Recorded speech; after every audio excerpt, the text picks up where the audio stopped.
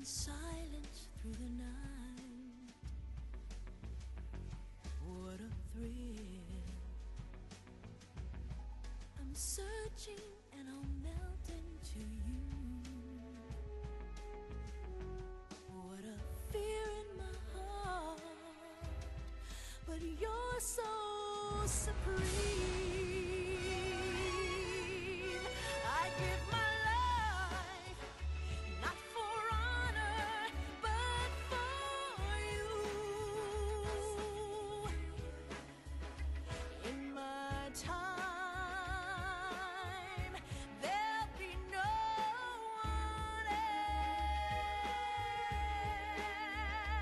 else. Crime, it's the way I fly to you. I'm still in a dream, snake eater. So rumor Someday you go through the rain, and someday you'll feed on a tree frog. It's ordeal, the trial to survive for the day we see new light. I give my life, not for honor, but for you. In my time, there'll be no one else.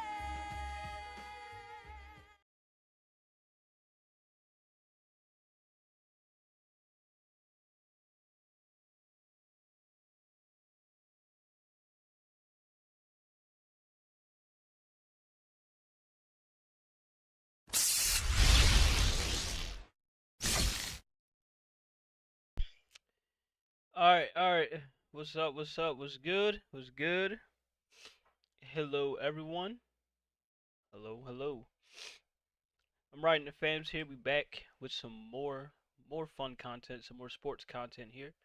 So today, this was bound to happen. I told y'all this was gonna happen this week. I said it was gonna happen probably last week, but yeah, it's about time we get back to our yearly mock draft. Of course, for me, I can't do this mock draft alone. I haven't done it really alone throughout the 3 years we've really been doing this. So, of course, we got the same guy back here, the guy that is self-proclaimed better than like half the journalists, half the people that loves to make some mock drafts, especially Mel Kiper out there with the ESPN, especially him, Daniel Jeremiah, Bucky Jones, whoever it is. We have the one, the only, Doug Bose. You can't discredit me. I may say it, but you tell me I'm wrong. That's all I'm gonna say.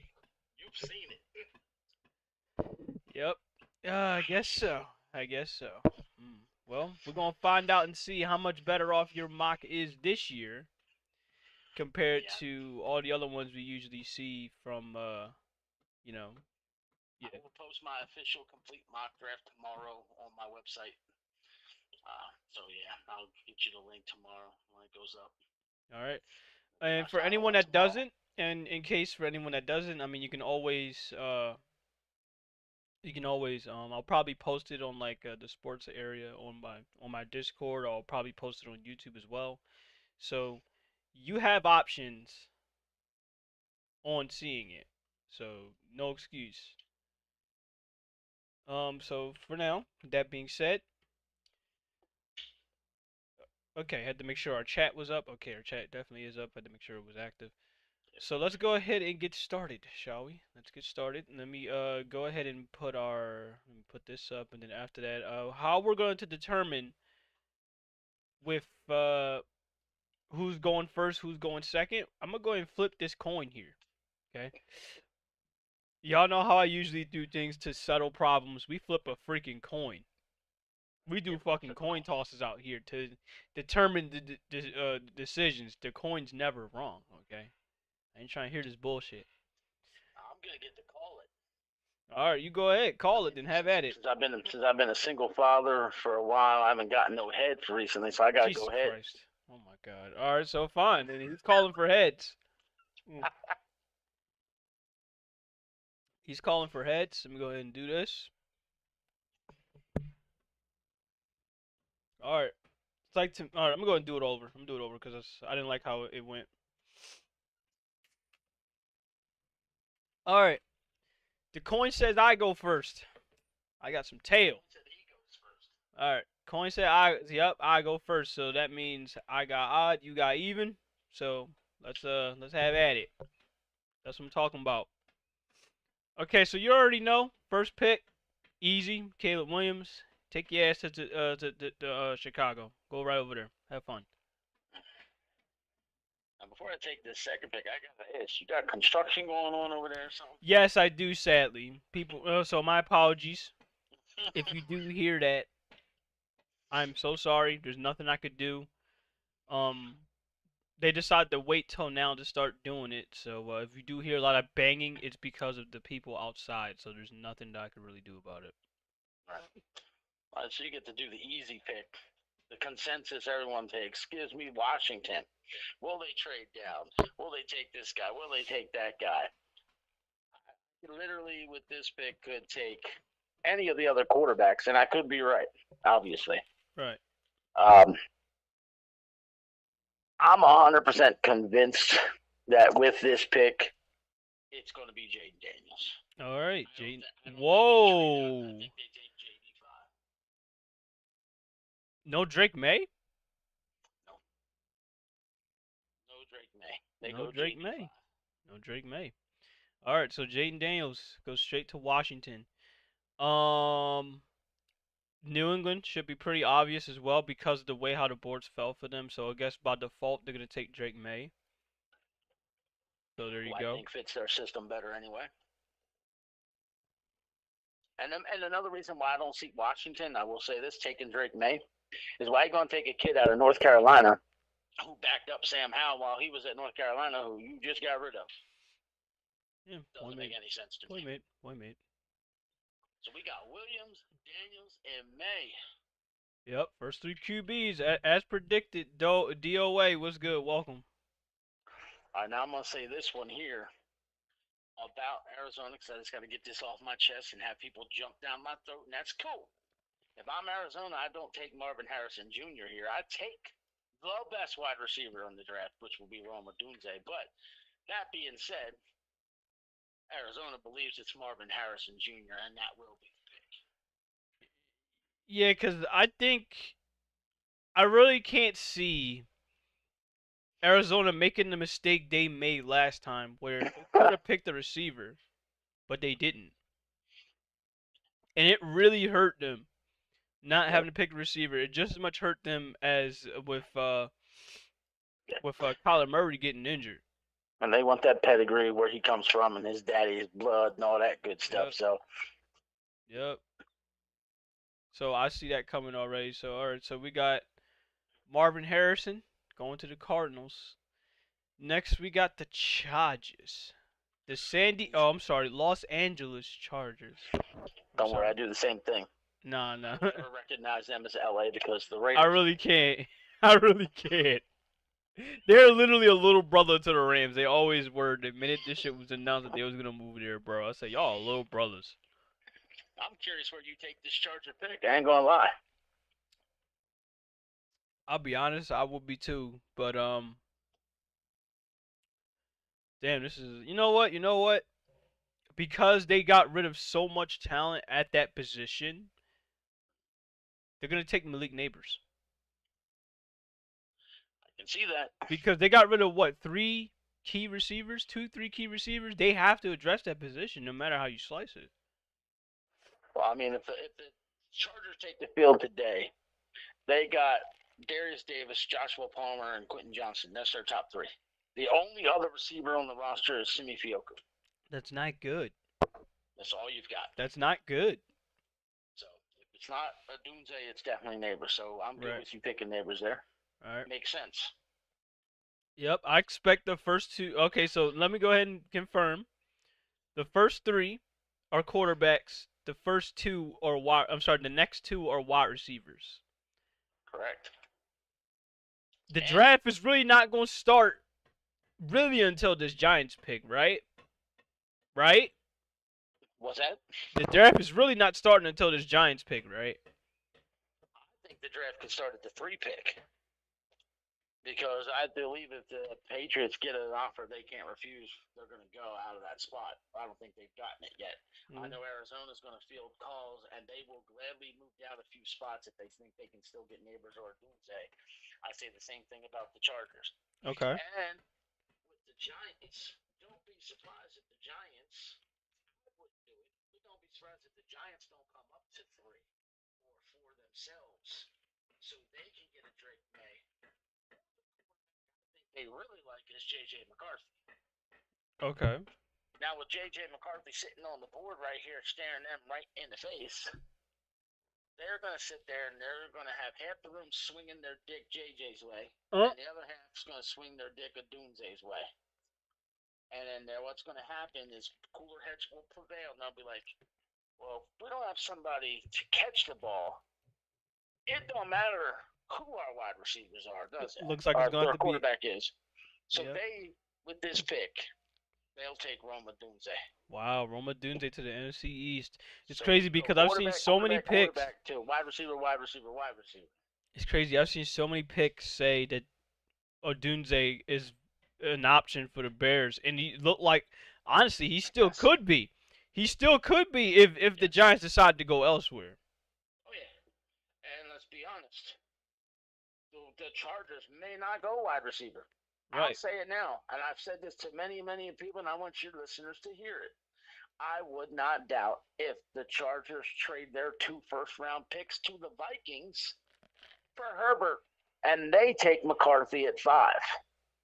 Because Herbert runs Harbaugh's system, and whether you're a fan of her of what's his face, forget McCarthy or Michigan, he runs that system that Harbaugh runs flawlessly.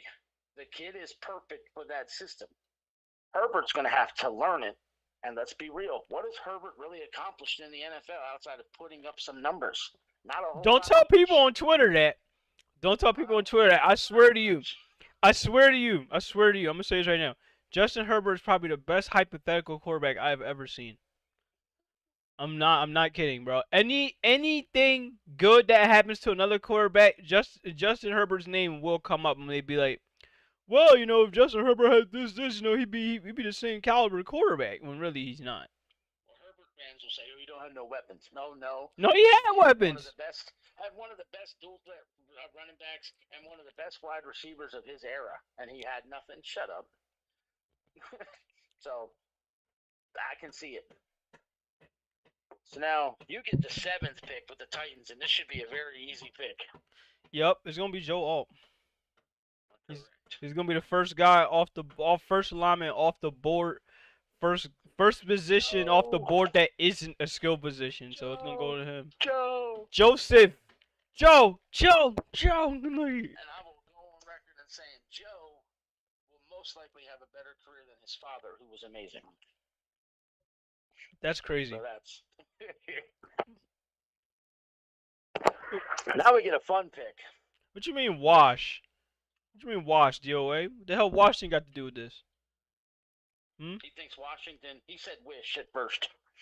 He thinks Washington and New England are going to switch picks. No. Which is No. Why? Why? oh, They're 2 and 3. Why? maybe that's so New England can get the quarterback they want. I think if New England moves, it's only one direction, and that's down. No. I'm like, why? Go ahead. But we're gonna have fun with this pick right here. But before I make the pick, Yeah, before we make the pick, let me go. You go ahead and talk about this before you make the pick. Let me go ahead and put this up as a reminder. I'm gonna start making this a pin. If you hear background noise outside, again, my apologies. I cannot control that. So I'm gonna go ahead and do that now while I'm at it. this Atlanta pick is going to become interesting. Here's why I'm saying it. The NFL said 2 days out from the draft, might be taking this pick away from Atlanta. Excuse me? Investigation for tampering for Simon Cousins.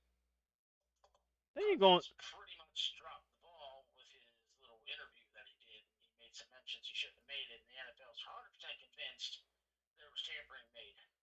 They And ain't gonna somebody take relates shit. tampering. Kansas City, they lost their third and sixth round pick when they were tampering with Macklin.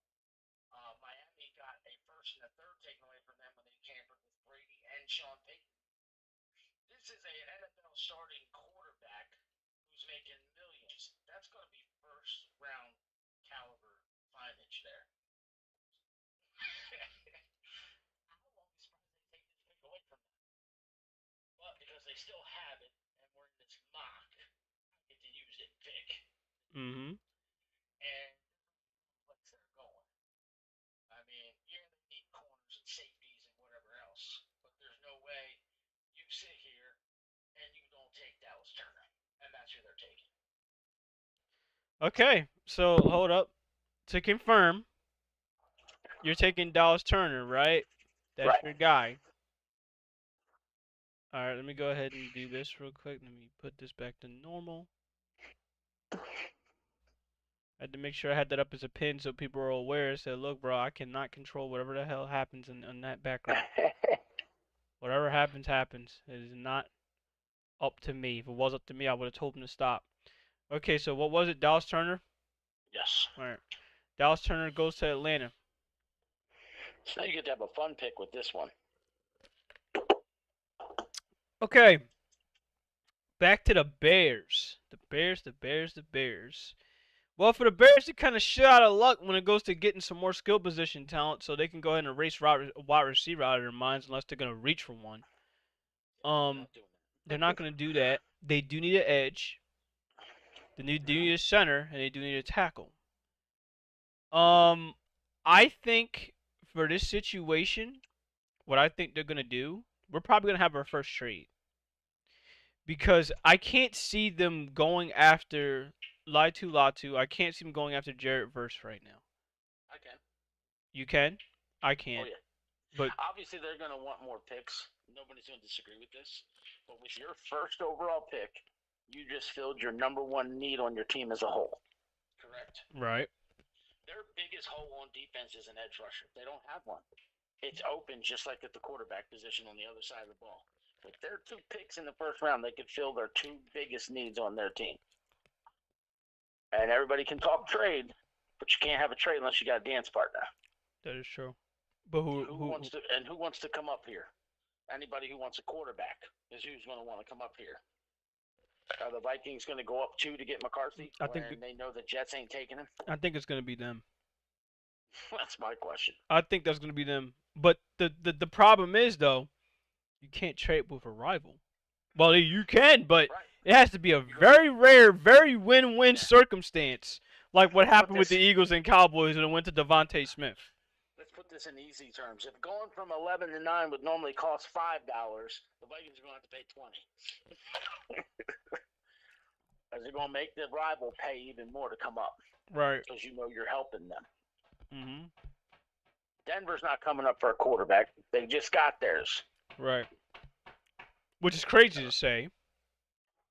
You know, and for those of your viewers who are unaware, I'm a Raiders fan.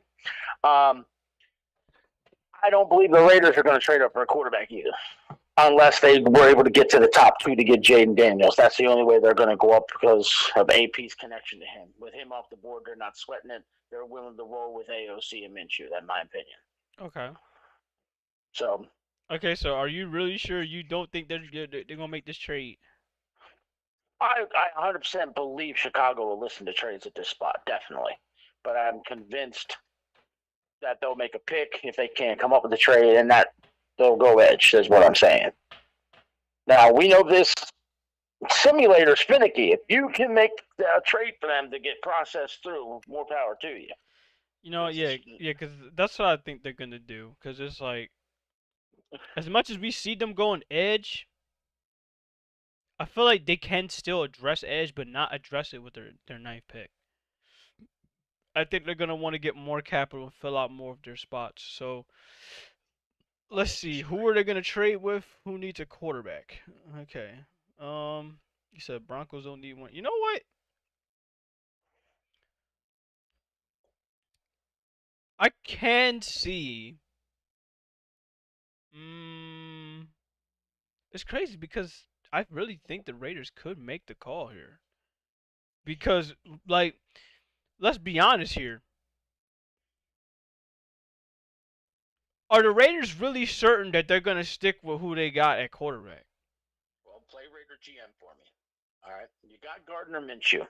Not. For those I of mean, you he who aren't I, but aware, for is he those of really a you, starter at this stage in the game? listen Is the to me. question. Well, listen, you got Gardner Minshew. You just signed him. You did sign him to backup money. Let's remember that part. He was offered backup money. I want people to make sure they keep that in their mind because that will be important with discussing this. He statistically has been a better quarterback in the NFL than Trevor Lawrence. Cannot be denied. If you think I'm crazy, look up their stats. Minshew's outperformed him. AOC was your rookie quarterback that you traded up for last year. Okay. What round? What round? And he went 5-5, 5-5 when he was not going to be the original starter. It was going to be Jimmy G. And then they had Hoyer in front of him as well. So when Jimmy G was hurt, Hoyer was getting most of the reps. So AOC wouldn't get many reps. Keep that in mind when he finally plays the last 10 games. And in 10 games, AOC had a statistically better season than last year's number one overall quarterback in Bryce Young. He outperformed him in 10 games in Bryce's full season. Facts. Look up the stats. Can't be denied. Now, with that being said, you've got two cheap quarterbacks right here, one on a rookie contract, one on backup money, and you got Snoop, who you signed from Baltimore. That's your quarterback room. Your team's, without a doubt, biggest need is a number one corner that you do not have, and you need a guard and a tackle, which you do not have. Are you giving up draft capital to go up to bring in a fourth quarterback to that quarterback room when you've got a guy you've already traded up for that's outperformed last year's number one overall pick? And some executives have stated, and scouts, if Aiden O'Connell was in this draft, he'd have been a first-round pick. Just know that part as well. And you got Minshew, a so-called top 10 quarterback in Trevor Lawrence. All right. Because I'll go on the record right now and say if Minshew clicks with the Raiders could be welcome in a Rich Gannon-type era with Gardner Minshew. Just saying it out. Well, there's that. But it is my Raiders. They've done dumb shit before. Now, they have done shit before, and you know who else has done shit before? The Eagles, because I also think, if you remember seeing that tweet, they're looking to move up. And just saying, this may seem crazy, but it would not shock me if the Eagles leapfrog the Raiders, because you know they need a corner as well. The Eagles? They need a corner. To go from 22 to 9. That will be insane. They have to pay up a ransom to go do that. For sure, ransom. Because, look, if they want the best corner in the draft, they better be ready to spend and spend quick. So it's either you let the Raiders get the best corner in the draft, or you spend some capital. I mean, they picked 22, correct? Or Yeah, they picked 22, but they also got a couple second rounders with them. All right, well, let's realize, these teams live and die by the so-called draft pick value chart. They're 22. That means that pick's worth like 780 points. Right. The ninth pick is worth, I think, 1350. Right. So they need to come up with another 600 points. No pick in the second round is worth 600 points. They're all below that number. Right. They'll have to they'll have to give up some capital for next year. And because it is also conference team, they always make the conference teams pay more than the other side. Which is crazy. The division rivals play more than the conference teams. So they're going to end up having to pay a little more than the actual value. Dude, I don't even know. Do they have two number twos? I don't remember. They do have two number twos. It might take two number twos and the 22 to go up. They might be that goddamn greedy. Right. They might do that. So trust me, there's teams that see this. It's like, look, I don't know, man. Look, if he wants his corner, And the only way I the don't Eagles will know. do this is if they're convinced They have to that be that corner thoroughly is what's missing. convinced. They And got to be convinced that's what's missing. the crazy thing is like it's not that far off because they're really missing two things. You could argue three things with the offensive line, but I say the two things they're missing is on the defensive side of the ball. It's cornerback and it's linebacker. I mean, you could I say, believe okay, Howie's say smart. it's safety. You could say, okay, for example, say it's safety. If it is safety, then they won't grab Quinyon Mitchell. They'll just grab Cooper DeJean and call it a day because because of his versatility. I'll say this: I think Howie's smart. I don't think Howie goes that high and gives up that much to get a corner. Plus, I also think Howie understands football games are going to be won from the inside out.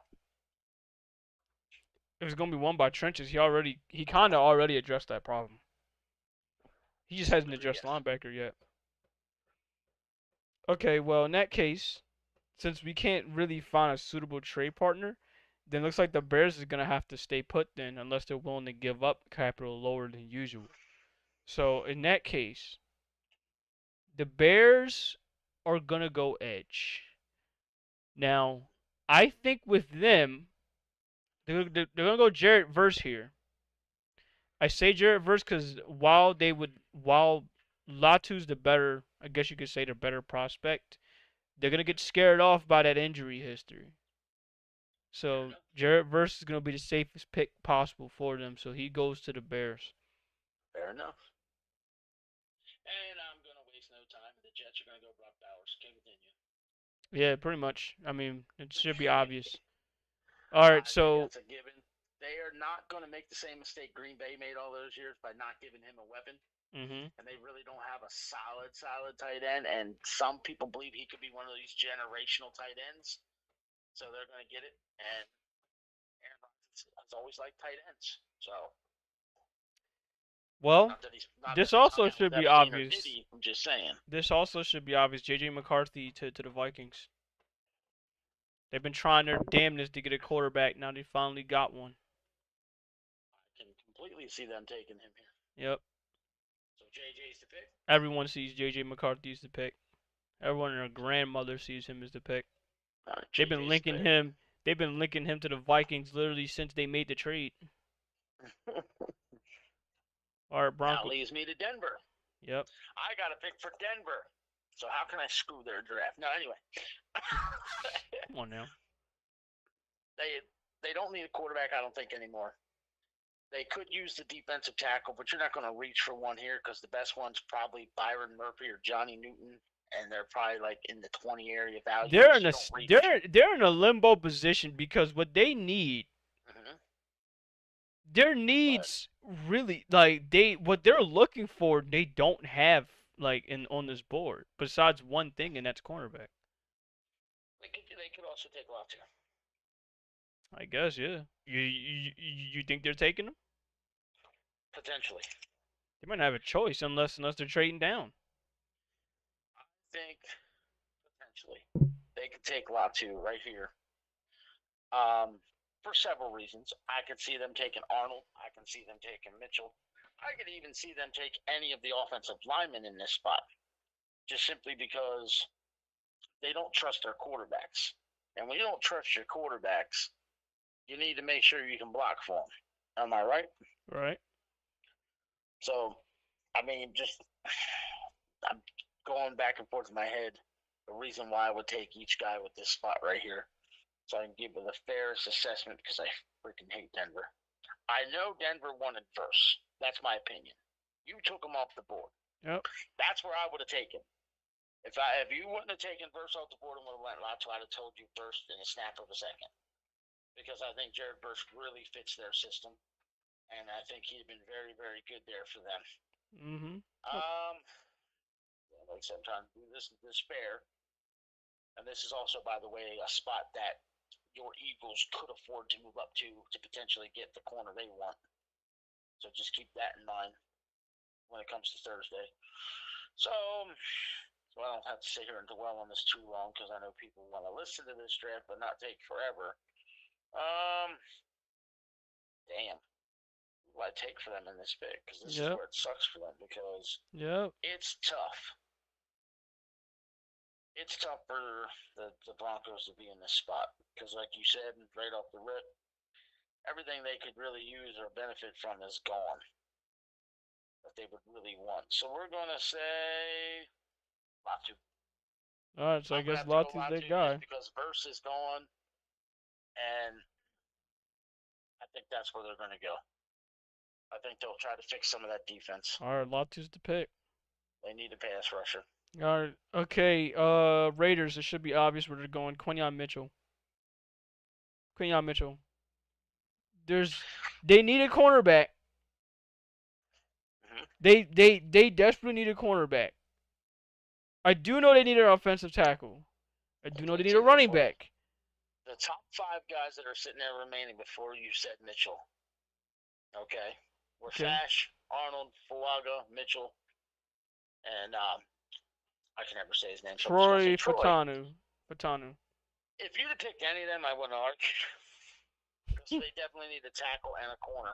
I personally hope we go corner because it's the number 1 need of our team, in my opinion. I think the corner is the biggest hole for this team, and then right tackle. So Quinyon Mitchell to the Raiders. Yep, I see it coming. It's Quinyon Mitchell. Ain't no way you gonna pass up on that kind of talent. All right. This pick can't get to the damn table fast enough because the Saints are just beating their dick like how this guy fall this far, and they take Fauchenu from Penn State. Yep, they're killing him. 100%. Yep, easy. Number 7 dropped all the way down to 14. Okay, so the Colts are here. The Colts are gonna take Terry Arnold here because I think their second biggest needs besides receiver is corner. That's just it. What So do you do here in this bit? I'm taking him there. It's Arnold. You think Arnold? Yeah, I really think it's going to be Arnold.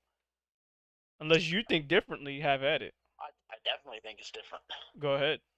You're going to go one of 2 places here. I can go with Arnold, sure. But you got a quarterback last year, and you picked him at the top of the draft, and he needs as many weapons as possible, and a wide receiver is a big need. You're picking 15. You already missed out on the top 3 guys. If you don't take a wide receiver here, you got to remember what's below you. There's going to be a serious run on wide receivers coming up near the bottom of this first round. You don't pick again until 46 in the second round. What type of wide receivers are going to be left? That's a little steep. Well, let me check and see. How many receivers are going to be left? But then you got to also say, okay, let's flip side that. Let's be real and look at it both ways. How many corners are going to be left come 46? Not there many. Won't be as much of a run on corners. They might be able to still get a TJ Tampa, Mike Sandstill, or a Rakeshaw, or a Melton. These guys could still be on the board at that pick. And that's just my vision. I could be crazy. I mean, but that's why I love doing these mocks. Everybody's got an opinion. I still think it's gonna be Terry Arnold. I'm sorry because look, you're bound to run out on corners than you would on wide receivers. Fair enough. Terry Arnold for me is the pick. Board. Yep, Terry Arnold off the board. Right in there. Run to the fucking desk and be like, just give me Terry Arnold. Now, this pick here is crazy. And here's why I say it. They need every goddamn lineman available but the tackles are the ones that sit at the top of the line. Anybody they want to get, I think, ain't good enough. Now, there's some discussion of certain guys that, quote-unquote, are shown as tackles could play guards, but you're not 100% sure on that. No linebackers worth taking this high. And the next corner on the board that's worth taking is probably Nate Wiggins if you want to go value. So, do they do that? I don't think they do. And I'm basing this mock draft, ladies and gentlemen, based off where we're going. I'm doing it on the fly. So I'm going to shock everybody with this pick. I'm going to shock everybody with this pick right now and where the Seattle Seahawks go. Where am I going? Tell me where I'm going. They're gonna go. They're gonna probably pick Jackson Powers Johnson here, isn't it? Because you said they need an interior lineman. Oh, they need a guard. A guard or center, no matter what, is either him or it's Graham Barton. They might reach for one of these guys. I agree that could be a possibility, but I'm getting crazier than that. I'm getting crazier than that, and here's where I'm going with this. All right, where are you going with this? If it's not those two. In the NFL, one of the most important things to do is sell tickets. They're going to want to sell tickets, and a good way to sell tickets is to bring a guy home. They are out of Seattle, Washington, correct? Yeah. So do they take Futano? They could take Because Futano. he's out of Washington, he's a tackle. No, They could take Michael Penix. You're not going to kick him in, and then you've got a guy on your team who's never been anything really to write home about, and he got injured again. Oh wow! So you think they're gonna take Michael Penix? They take Michael Penix Jr. Right? You're crazy. No, I'm not. Geno Smith has nothing to write home about at all, and Michael Penix is in Washington right now. This immediately skyrockets their ticket sales. They got their guy that will be the guy that they had when they lost Russ. That'll be the guy they rally around and support. He'll come in, he'll take the job. Over, said, done. Wow. If the board falls this way, it could happen. So I'm gonna mock it right now. All right, Michael Penix to Seattle. It's gonna be such a crazy. It's a shame. It's a shame here in PA we can't bet on NFL draft picks. It's a I know shame you disagree we can't. with the pick, but I know deep down you can see it though. Oh my God. I mean, I thought this was gonna come later with Michael Penix. I thought he'd be a second round prospect, honestly, because the way how these boards are falling, it doesn't look like anyone would get a quarterback until round. Well, since 2. you said second round pick, here's what I'll say about Penix. Penix is going to be either a top 15 draft pick, or he's going to fall to potentially anywhere from 25 to 32 because somebody's going to trade up for him. If no one trades up for him, none of them at the bottom are going to take him. And so if no one trades up, he'll be taken in the top 10 picks of the second round. That's where Michael Penix falls. Top 15, traded up for in the bottom, or in the top 10 of the second round. Okay, Watch. this is gonna get interesting. Okay, so we have the Jags here. Now the Jags Blew him away with this one. The Jags have needs at cornerback, wide receiver, defensive tackle, offensive guard. Honestly, for them, because of the way how the board's falling, you practically have to go best player available here. I know there's Nate Wiggins down at 24, but you can always grab. I think for them, they're going to be the team that takes that risk and say, fuck it, there's cornerbacks down there somewhere in round 2 and 3. So I think they're going to take one of the best tackles you here. Going BTJ? What? You going to take BTJ here? I was thinking of Fuaga here. Really? Yes. Fair enough. I was thinking Fuaga he's got value at this spot. I could see. I was thinking maybe you were going to go Brian Thomas Jr., but I can see Fuaga. No, I can see. Yeah, I mean, like, nah, I don't see Brian Thomas here. I definitely see Fuaga as an option. Fair enough. He's taking Fuaga. Yeah, they're taking Fuaga here. Fair enough. I like it. All right. I can see it. The Bengals. They need a DT. Bengals. All right, but they also need offensive tackles, so. Right, they need offensive. Now the Bengals are going to sit here and they're going to have to make an argument with themselves. They're going to be rubbing their hands. They're going to be in that damn freaking war room right now, and they're going to be split in thirds. They're going to sit there and be like, guys, look. They about to be flipping coin tosses on who they gonna get. Fultonio's still there. We got Mims. We have options at left tackle. Oh shit, J.C. Latham's there. You know, Joe Burrow has been shown to be a little fragile. We got to protect him. And then you're gonna have the other guy go, well, he wouldn't have to worry about getting hit or not if he had somebody to catch the ball. And we're probably gonna lose Higgins, so let's get Brian Thomas. And then you're gonna have the other guy sit there and go, guys, our biggest need's D tackle. We have the pick of the litter at that position. And now everybody's going to separate into those three categories. And then what's going to happen is the offensive tackle position guys are going to convert. They're going to convert to that D tackle and wide receiver talk, because that's where it's going to come down to, which place they go. Now, if you look at the players in this draft and the value of the players at those two key positions, wide receiver and D tackle, for this team, you can still get value like a Braden Fisk, Chris Jenkins Jr. These guys are going to go second round. Could they still steal them in the second round? I think they're going to have to trade up to get them. They need to go look at something that's a little lower, like maybe a Dwayne Carter, maybe Leonard Taylor III. These guys are on there. I don't know what's going to happen with Devondre Sweat. mean, Mr. 370 pounds who can fly. Do they take the risk? And like I said, we talked about some of these wide receiver drop-offs. Where are they going to go? Because Mitchell's there at 31 on the big board, if I'm not mistaken. Brian Thomas Jr. is 20 on the big board. Then you got some of these other ones. Jalen Polk, Xavier Leggett, Troy Franklin, who I'm a big fan of. One of my favorite wide receivers in the draft is Malachi Corley, the God.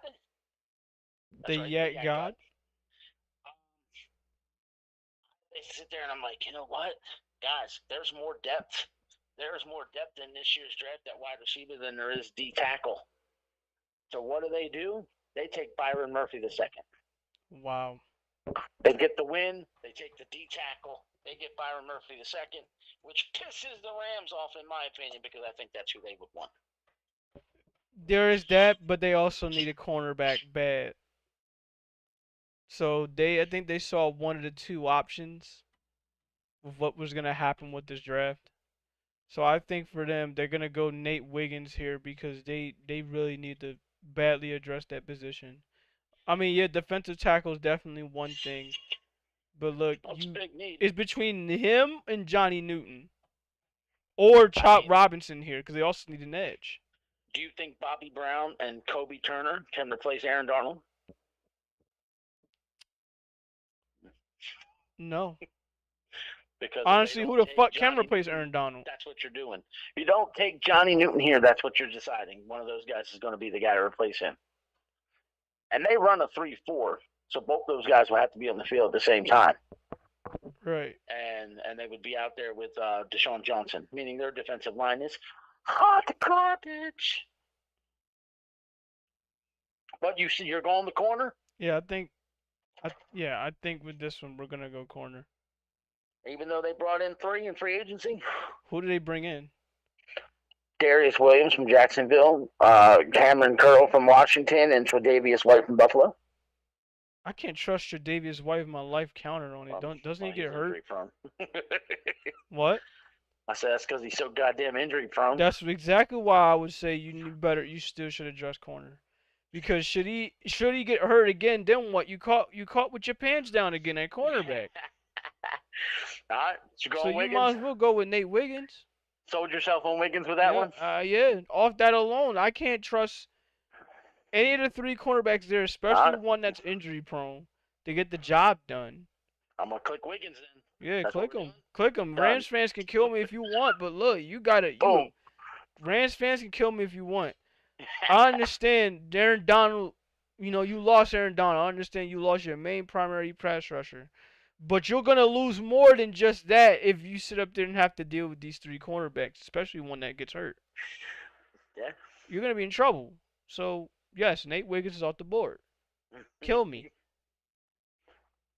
Fuck you. Go ahead. The Steelers is next. All right. Now we get to Pittsburgh. They got 3 offensive tackles sitting there looking them right in the face. They can't miss this. They can't miss this. They could also use Graham Barton. He's versatile. He can play center or guard. And I say the same thing about Jackson Powers Johnson. They have all these guys right in front of them. They're looking at them, and they're looking at them. So who do they take? You want the answer? Troy Fatanu. Nope. They're not taking Mims? They're not even taking a lineman. They're going to take Brian Thomas Jr. Get the fuck out of here, dude. Nope. They're going to take Brian Thomas Jr. That's where they're going to go. That's where they... Let's think about it. Make the argument right now for the offensive lineman. And then I'll give you my argument for the receiver. All right. Brian Thomas Jr. is the pick. I can't believe it. Because I have my reasons for it. You know me, I don't just fly by the seat of my pants and make these moves. I'm stunned. I mean, you've got Dan Moore Jr. Oh, boy, I'm literally stunned. I get that. Okay. But at receiver, you had to bring in Van Jefferson and Quez Watkins. Because the only other thing you have on your team is George Pickens. People will be like, what about Denzel Mims? He's done nothing. What about Calvin Austin? He's a return guy. They don't have another real legit wide receiver. And when you've got Russell Wilson on the team and you just picked up Justin Fields, gotta give him somebody to throw to. That's all well and good, but if those quarterbacks is laying on their back, then what? I guess they ain't throwing him the ball, are they? Brian Thomas Jr. though, I feel it. I'm gonna pick him. I just feel it. If the board falls this way, that's what I feel. All right, well, next is the Dolphins. The Dolphins literally got the pick of the litter at lineman. They can go whoever the fuck they want at Yeah, lineman. Miami has a headache. They got to argue over 55 linemen. Literally. They can go offensive guard, offensive tackle, defensive tackle. They can go anywhere they want. All these players are sitting right in front of them. They're going to have their Anywhere argument they who to want. take. Look at the list. Going by value.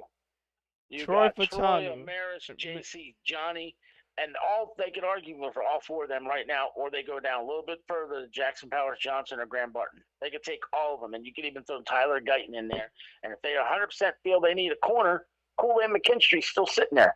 And nobody could argue about any of those picks. The only one that would make sense for them when looking at the value chart would be Chop. I wouldn't even care if they took Coop because I think he can play corner too. Right. It's fucking Go crazy. ahead, Miami. Argue with yourself. It's fucking crazy. So what's your thought?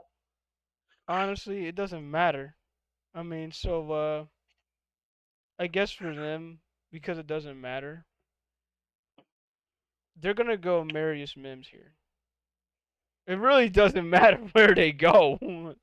It does at these at the three positions they go, it does not matter. So I think for them at Rams, they're just gonna go with a fucking coin flip or whatever the fuck it is. They'll just play a little game of uh uh you know, like that one little game where they cover your eyes and you point your finger and you spin around and be like, "Oh, whoever it is that you stop on, that's who you're taking."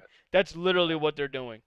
So I figure you're taking Mims because he's a skyscraper at 6'7", 350. I guess so. Big Yes. old hog molly of a player. I guess so. Yes. That's exactly what they're gonna do. I mean, he's way bigger than Troy Fontana, who's what 6'3", 20. Right. I mean, that's a massive man protecting your quarterback, who's not exactly built like Superman. So I Right. can see it. Right. But Mims is the pick. All right. Now your turn. Eagles are on the board. Make it look good. They got a ton of stuff they can go here. Well, by making it quote unquote look good, first thing I'm going to do is I'm going to say, okay, let's take a look at Chop and Adonai Mitchell because that's the back half of our big needs. Are they good enough to take over something we need more of? Did you say Donnie Mitchell? Yeah, because you need a receiver, in my opinion. They get a receiver round 2 or 3. Well, that's what I'm saying. I'm going to look at the back half of their big needs. And I feel they would look at Chop and they would look at Donnie Mitchell and be like, you know what? We can get something. So let's let them sit. Now we need to address our secondary. Let's take a look at the corners and the safeties and linebackers. You ain't taking a linebacker at this spot. You're not taking Now one, you're down to period. the corner and the safety. My honest opinion, they're going to sit here and they're going to look at Coop and they're going to look at Kool-Aid McKinstry. And they're going to sit there and there's going to be guys pounding the desk for both guys. Yep. Howie's going to be like, I mean, with Dijon, he's got that rare mass and frame density Yep. that everybody loves in the D-back. I think he's explosive. I think he's very versatile. I think he can play support of a safety in the slot. He can be a boundary corner. He's got so much to him. It's not even freaking funny. Yeah. Like, he literally addresses like 3 needs all in one, which is crazy. If you need a starting corner, if one goes down, you can put him at starting corner. If you need a safety, if one goes down, you can put him at safety. If you need a slot corner, which is what they need, you can put him in that slot. Like he's crazy. Here's where they're going to argue. I think the corner is the bigger need than the safety. Kool-Aid McKinstry is a clear better corner than Cooper. But Cooper gives you the ability to play 5 fucking positions where Kool-Aid McKinstry is just going to be your 1 or 2 corner. I don't think Kool-Aid McKinstry is going to be a dime or a nickel guy, to be honest. He's going to be the 1 or the 2. Coop can play all 5. And because you are still weak at safety as well, the versatility makes Cooper the pick. Right. I think I have a feeling like I've seen so many mocks with having Cooper DeJean as the main guy. It's not even funny. So it's either between him or Kool-Aid. So yeah, Cooper DeJean. Yup. Bring that white safety tandem back and because. I will mention this: if Coop can become a starter for the Eagles at corner and start regularly at corner, he he would become the first white corner to be a regular starter in the NFL since Jason Sehorn. Damn, how long ago was that? Too damn long. I forget when Sehorn retired, early 2000s. It's been over 20 years since the NFL had a regular corner starting every single week that's been white. I don't think you knew that, huh? About to be like Red Dead, being like white power, white power. Oh my god. Oh, we're back to the Vikings again. Oh god, the Vikings got their quarterback in the future, but I personally think they're gonna want to protect their quarterback in the future. So I think with this spot, and it's so crazy, cause This is so stupid. with what? They got their quarterback in the future, like you just said. And at this spot, they literally could get him either the weapon they need, the offensive lineman they need, or the big hole in defense and defensive tackle. They're all sitting right here in front of them, and all of them are blue chip guys. I don't think they're gonna look at it that way. Good enough guys to start for their team. But the sad part is they're not gonna look at it that way. They're gonna see it as this. They're gonna literally see it as this. We got our man. We need to protect him. We already got a wide receiver. We need to worry about trying to sign. You're going guard, or are you going to take one of these tackles you might not need? They're gonna go guard. And that was what I was just saying to you. They're gonna I go said Graham they got Barton the here. quarterback they needed. They could get the wide receiver they need right here. The corner they need is right here. The guards they need are right here. The best tackle on some people's boards is still right here. They were just spoiled with this draft. Yeah, they're literally spoiled. They can go anywhere they want to go. And it's going to fill a major need. Right. Either way, no matter how you slice it, So which guard you taking? Are you going to go Barton or JPJ? it's probably gonna be. Jesus fucking Christ. I mean, we want to talk versatility. Grant Barton is a guard that they think can play center. Jackson Powers Johnson is a center they think can play guard. Their bigger need is guard, and Graham Barton's the more guard. I think they're picking guard here, bro. I think they're picking Graham Barton. I would pick Barton over him. Guard's my bigger need. I'm taking the more natural guard in Barton. It's stupid at how much talent they have. Now, you want to talk about talent? The Cowboys is no different. They can go anywhere. They literally need to go lineman, and they got the pick of the litter at lineman. Yeah, now I gotta think like Jerry. If you was to tell me, hold up. If you was to tell me doing this mock draft that Troy Fatanu, J.C. Ladham, and Johnny Newton, Chot Robinson, Kool-Aid McKinstry, Tyler Guyton, Jackson Powers Johnson, all these guys, top 50 players, a good chunk of these top 50 players about to take their ass to the second round based off of not only best player available but need at the same time, I would have called you fucking crazy. Especially Troy Fatanu. It's criminal at how he slipped all the way to 24. And he can be the pick for them. Because they just lost Tyron Smith. He could. Exactly, he could. I mean, I gotta think like Jerry for a minute. Okay, we gotta understand Jerry's an old ass man, and Jerry's mind's not exactly what it once was. We know this. He's becoming the new Al Davis. We know this. That's And bad. That's bad. don't forget they also lost Tyler. That's bad. Tyler Valdez, yeah. Valdez, Right. yeah. So they need to fix this. But you got Tyler Smith on the left, and you got Terrence Steele on the right. Zach Martin's at right guard, TJ Bass at left guard, and you got Brock Hoffman at center. All those guys, Hoffman's the one I would want to move. That's just my honest opinion. So do I take Jackson Powers Johnson here? Would be the first thing that comes off my head at the lineman position of all the linemen that are available. And I'm looking at it going, okay. Well, let me think. Do I go D tackle? Because we got Macy Smith, and Who's a bust, but okay. we got Double O. I'm not going to even ever try and say his name again. Last time I did it, my tongue got stuck. Double O? Hold on, let me see. Yeah. Odigwahuzowa, however the fuck he says it. Either way, Oh, you God. got that option. But I'm going to give you another move here that's going to shock you. It's going to shock you. because it's Jerry. And I can see Jerry being Jerry with this pick. And he sits here and he looks around the league and he sees these teams that have turned into something. Oh man, look at what Miami's done.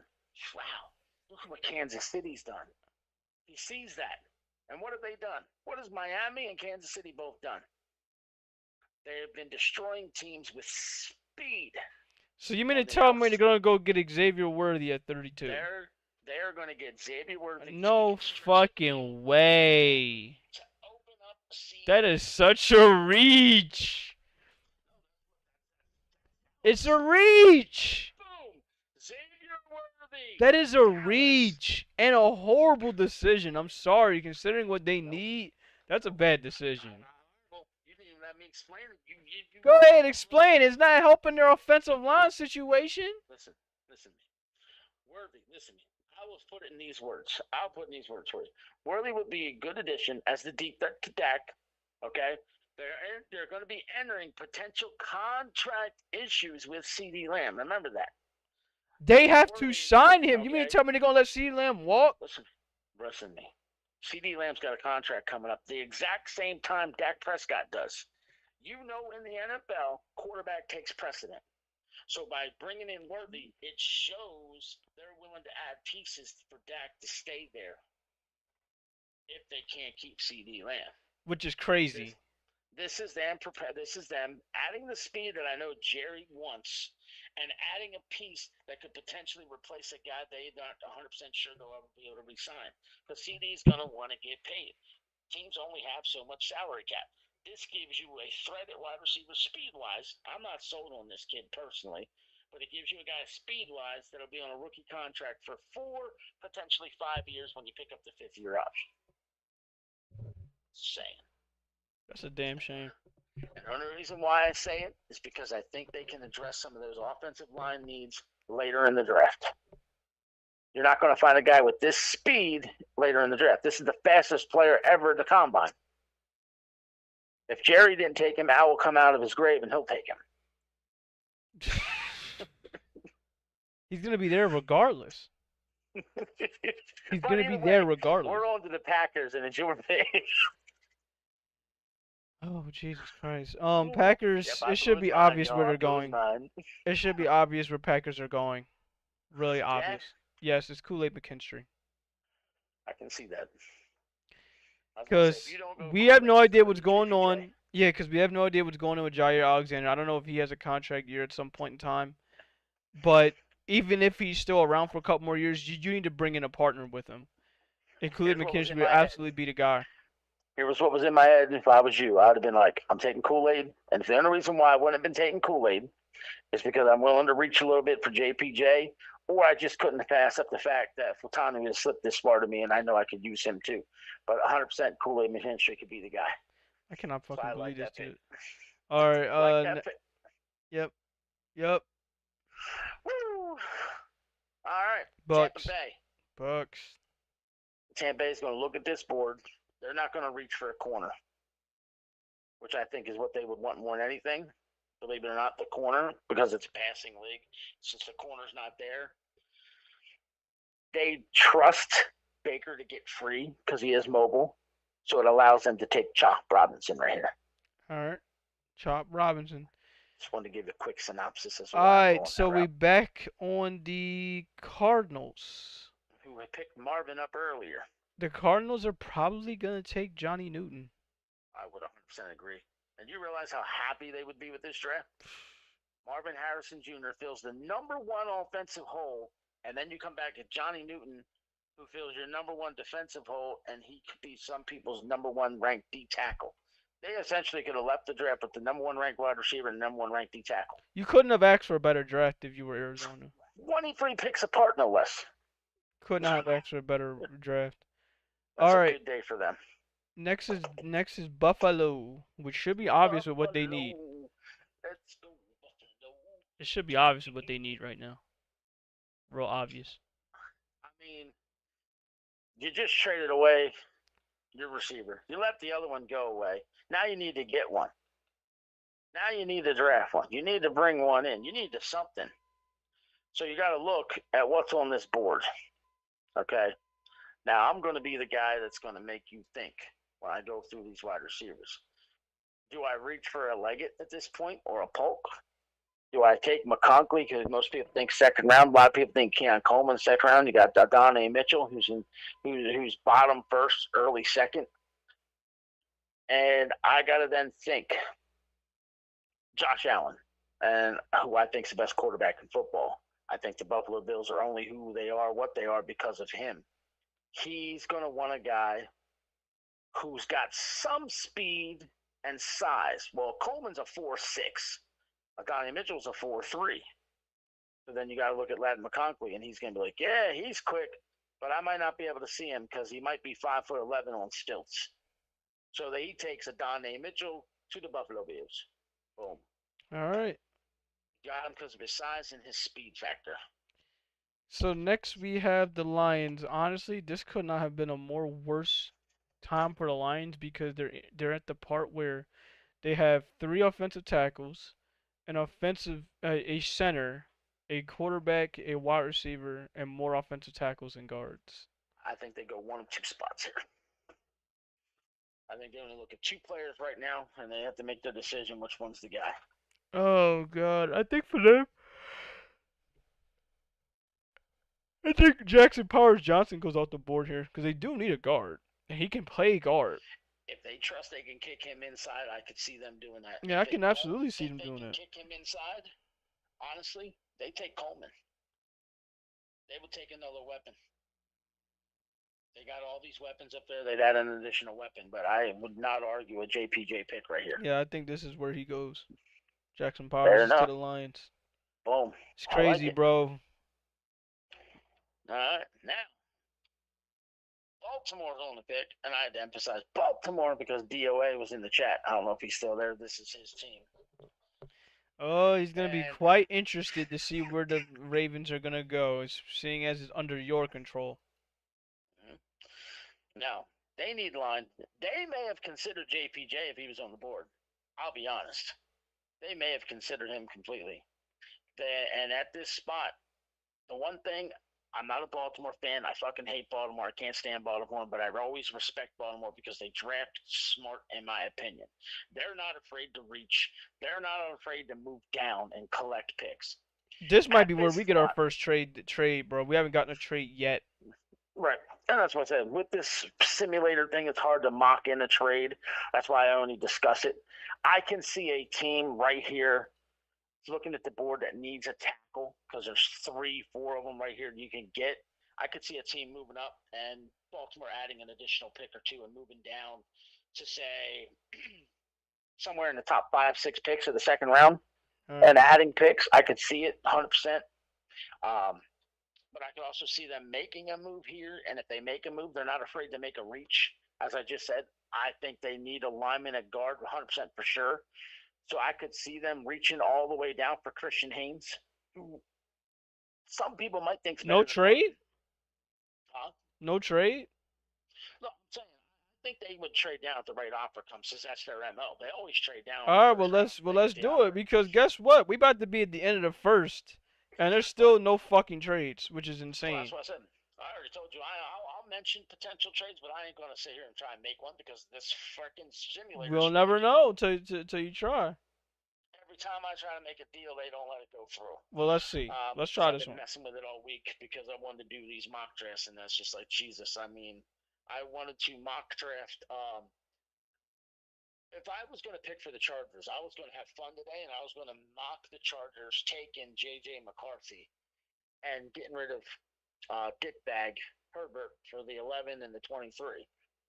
I basically did everything I could to mock that trade out by still letting them pick at 5, but the system wouldn't even let me do it. So I got frustrated. I couldn't even let the Cardinals trade down to 6 with the Giants. No matter what trade I put together, they wouldn't let them go down 2 spots. It was crazy. So I think their trade offer is broken.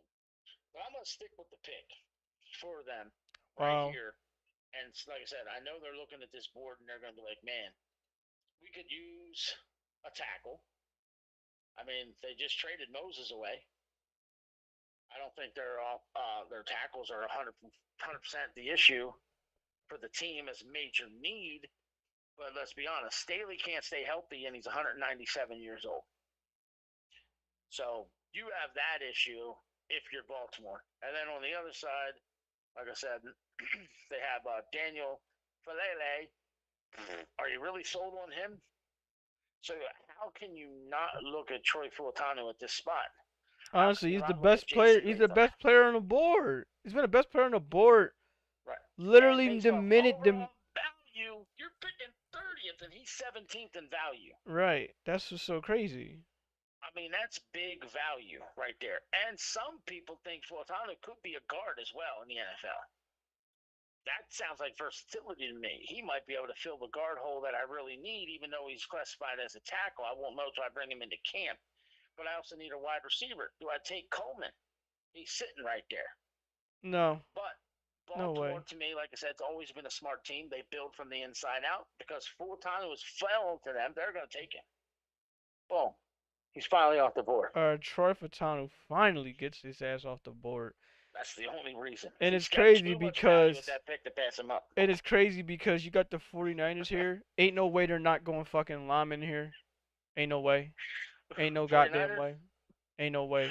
Ain't no way. 49ers are pissed that Baltimore just took him. Let's put it that way. And yeah, they're pissed, but hey, look, they can't be that pissed because J.C. Latham also falls in their lap because he has just as much similar value as he does. He's 19th in value, and you get him at 31.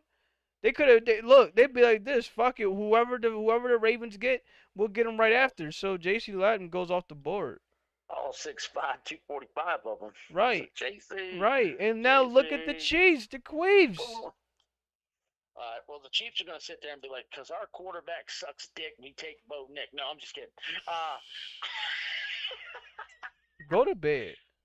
Oh, man. No, it's real simple. It's real simple. They're taking Keon Coleman. What? Yes. What? They're going to take the wide receiver. 100%. They're not taking a lineman? No, they're going to take a wide receiver. They wanted Xavier Worthy. Let's put it that way. They want Xavier Worthy because they need that speed that they traded away when they let Tyreek go. They want him. And people know it. That's why Xavier Worthy's value is going to go up in this draft. And he's going to go higher than people expect because they know the Chiefs are going to take him. Most GMs and most scouts feel he's a top 10, 15, second overall pick, second round. But because of Kansas City having the luxury of taking their biggest need, they're going to take him. So somebody's going to have to take him sooner. That's what makes that happen.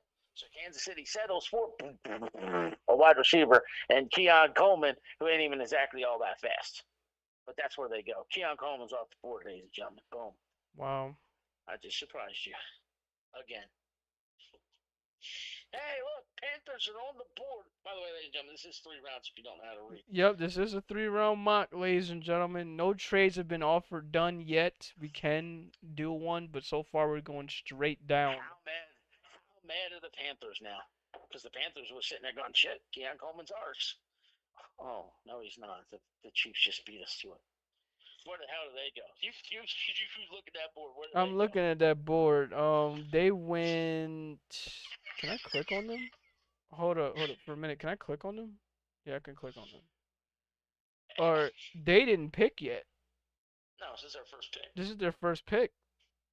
They can go anywhere they want to go. And if I'm them, they already addressed the 2 guards in the free agency. Why not go after the tackle area? You might as well go get Tyler Guyton and address the alignment even more. I don't even think that's a top 5 need for them. Really? Really? I really do. I mean, I know receiver's one of them. Receivers definitely hold. There's absolutely a need for them. I mean, but here's the deal. They don't pick again until 39. They can afford to go somewhere here in the top end, in literally the beginning of the second. Okay. So they got 2 picks pretty close here. Yes. They don't need to go receiver that fast. 2 big things here. So what they would do, in my opinion, is they're going to figure out what their 3 biggest needs are with this pick. And they're going to evaluate what could fall to us. It's where maybe they could take the second opportunity because the first thing they really need might still be there. Now, we said wide receiver. They're going to enter the season with Adam, I'm 112-year-old Thielen, Deontay Johnson from Pittsburgh, and Jonathan Mingo. That's going to be their three guys. And then they got Smith Marset, David Moore, and Terrence Marshall Jr. also with the team. So they got some okay guys. They've got some depth. Tackle wise, Ikwanu's going to be their left tackle, and then Taylor Moton's on the right side. Robert Hunt, Damian Lewis, they, like you said, brought him in free agency to play guard, and got Austin Corvette at center. Sounds good there. Don't sound too bad if you ask me. What's their other big need? Edge. Well, do they reach for an edge here? I don't think so, unless you want Darius Robinson. This is where we need a trade down. I'm gonna be honest with you. This is where we need a trade down because I don't know where the fuck the Panthers could go. They're stuck in limbo. If you think you could pull up a trade, Fuck it, we gonna pull off a trade, bro. We gotta do it. Ain't no way we was gonna make go a through a trade. 3-round mock and not trade something. Here's So what I'm looking at. something's gonna have to happen. There's one guy sitting on the board right now, and that's Bo Nix. They're not grabbing him. No, listen to me. There's one guy sitting on the board, and that's Bo Nix. That's the type of player I can see somebody coming up for because he's a quarterback. Who's going to do it? Who's going to pull that trigger and come get him?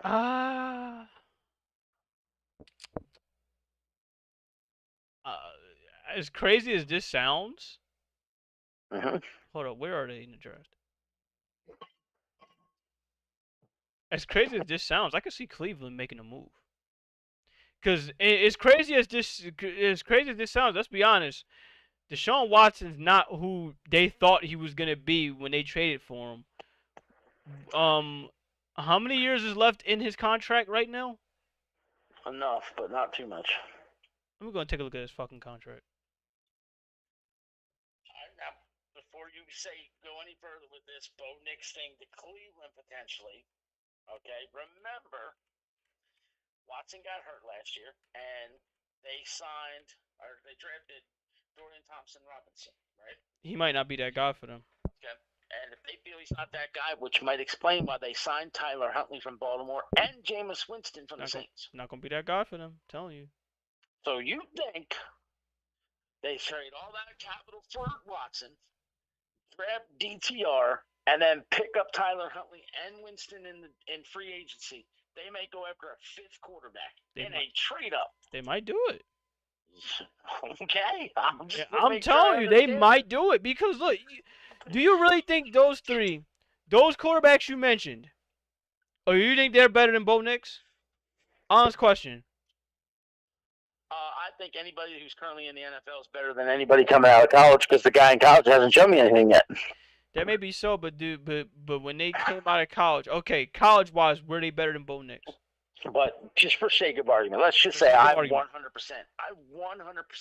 Bo Nix would be better than all four of them. Let's just say that. Exactly. Let's say. I've already given up too much draft capital for my current quarterback.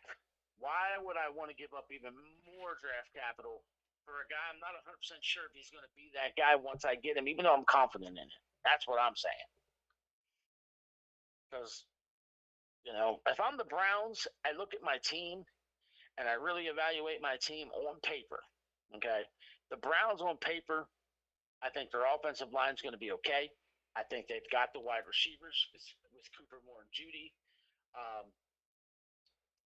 Is Nick Chubb going to be 100%? I mean, if not, that explains why they brought in Foreman and Hines to be behind Jerome Ford, and one of them might even beat him out. They even have Pierre Strong Jr. and John Kelly Jr., if I'm not mistaken.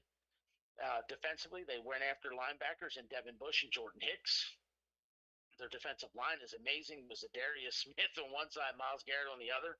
Shelby Harris and Dalvin Tomlinson are underrated. I'm making an argument here for you to make this move.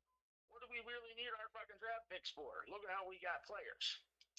I like Denzel Ward and Martin Emerson Jr. They got Greg Newsom, who I think they could trade. Now, if this simulator would do it for us, I could see the Browns sending exactly what I just said. Are you ready? Hold up. That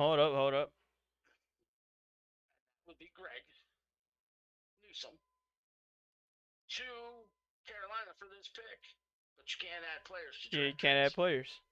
So we're going to come up with something different. That's why I say it. I'll say this. Of course they do a pick swap. Let's see. This might be too much value. It depends. Let's say they give up their fourth. Let's see if that'll work. Nope, they said no. Okay, let me try again the other way. Carolina trades with Cleveland. 33, 54, and a fourth. Alright, that got accepted. It's kind of low value, but hey, let's be honest, to get a fourth for next year. Because I figure, why not? Honestly, because it's like Carolina has nothing to do with this pick. They don't need anyone here right now. They literally don't need anyone here right now. They can afford to drop back a couple spots. Hell, they might trade back again, as far as we're concerned. Depending on how this board falls. They don't need anyone. What trade proposal did you get to go through? Alright, I clicked on Carolina, and I clicked the main pick, which is 33, and I had Cleveland trade their main pick, the 54, and next year's fourth. So we got Carolina and we got Cleveland. All right, hold on. I'm gonna submit it. So the 33rd pick. We finally got our first trade of this draft, which is crazy. The 54 and what was the other one? Next year's fourth.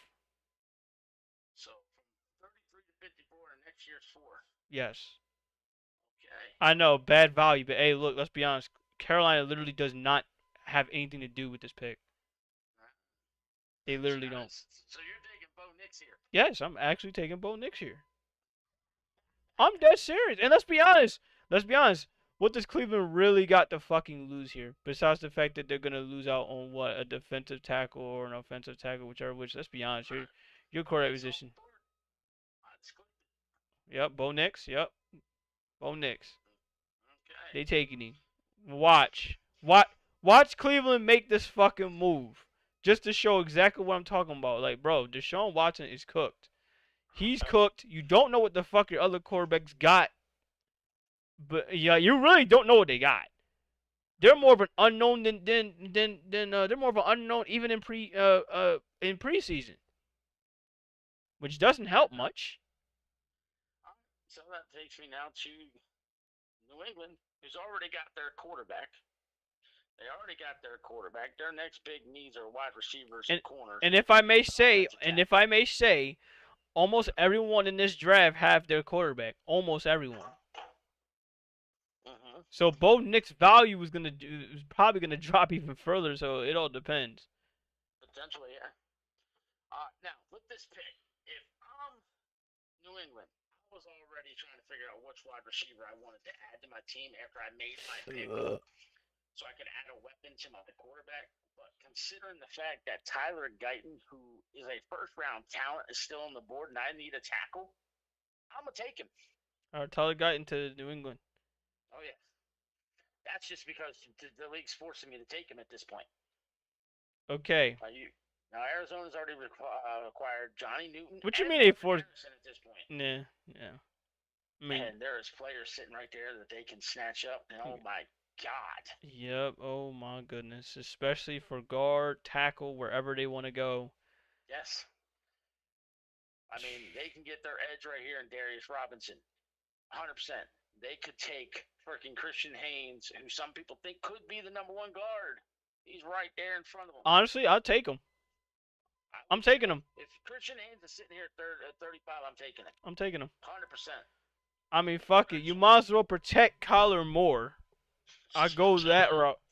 Protect that fucking child of a quarterback. The child of a quarterback. And then you give him his wide receiver. You already addressed defensive tackle. You're gonna address it again probably later on. So fuck it. Washington can go wherever. Their next biggest need is a whole bunch of defense or a tackle. Whole bunch of defense or a tackle. And when you look at this board, you've got guys that are going to be of value, and they're going to sit here and just have to really discuss which one they want. Because if you go and you trade up for a guy, or not trade up for a guy, stay at 2 and you pick your quarterback, you're going to want to protect him. Okay, so they're going to take Kinsley Suamatia, or how the fuck he says his last name. I can never say it right. But they'll take the tackle right here. Because he's got the value for their team. He fits the system. So I think it's Kingley at the offensive tackle spot. Okay, so we're up at the Chargers. And they've taken Malik Neighbors already. Yeah, they already took their wide receiver. They need a cornerback. They need a center. They need a tackle. They need a DT. And they got a lot sitting right in front of them. Yep. Everything they could want is sitting right here besides wide receiver. It's falling in their favor. Honestly, for them, I think I'm gonna go TJ. I don't think we'll go TJ Tampa. Yell out your window and tell my swipe to stop backing up. Okay. Then I might have heard you. TJ Tampa's the pick. TJ Tampa. Okay. Fair enough. TJ Tampa the pick. Yeah, they heard you on that one. That was kind of weird. All right. Now, we're to the Titans, who've already picked what will be regarded by many to be the top offensive tackle in this draft. They said, okay, we've got that. Now we need to take a corner, a linebacker, a D tackle, a wide receiver. Looking at this board, I think this is where they say, oh man, we got to help Will out. They take Ladd McConkey at receiver. All right. He's a little small though. They give a guy to protect him. Now they give him somebody. He's a little small though. 5'11", 186.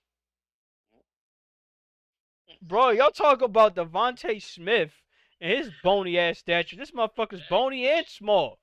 They could literally decapitate this man. Like, I'm about to be looking at Mortal Kombat on the field, and this man's head will be going clean off. I'm curious what you're gonna do with Carolina here. All right, Carolina. Carolina. What? I know what I'd be doing with Carolina. I'm picking right here. I'm picking Darius Robinson. I'm picking Darius Robinson, bro. This is a perfect selection for him. There it is, Darius Robinson. Darius Robinson, see? This is exactly why I said I would make that trade down. I mean, I was telling myself, if you don't take him or potentially Zach Frazier, you're crazy. Right. But I can get with it. Now we're at Washington, who just got their offensive tackle, got their corner. Now my dogs are barking. My daughter's coming home. Now tell your dog to go to sleep. Now they need to get a corner. They need a safety. They need an edge. It's like, hold on a second.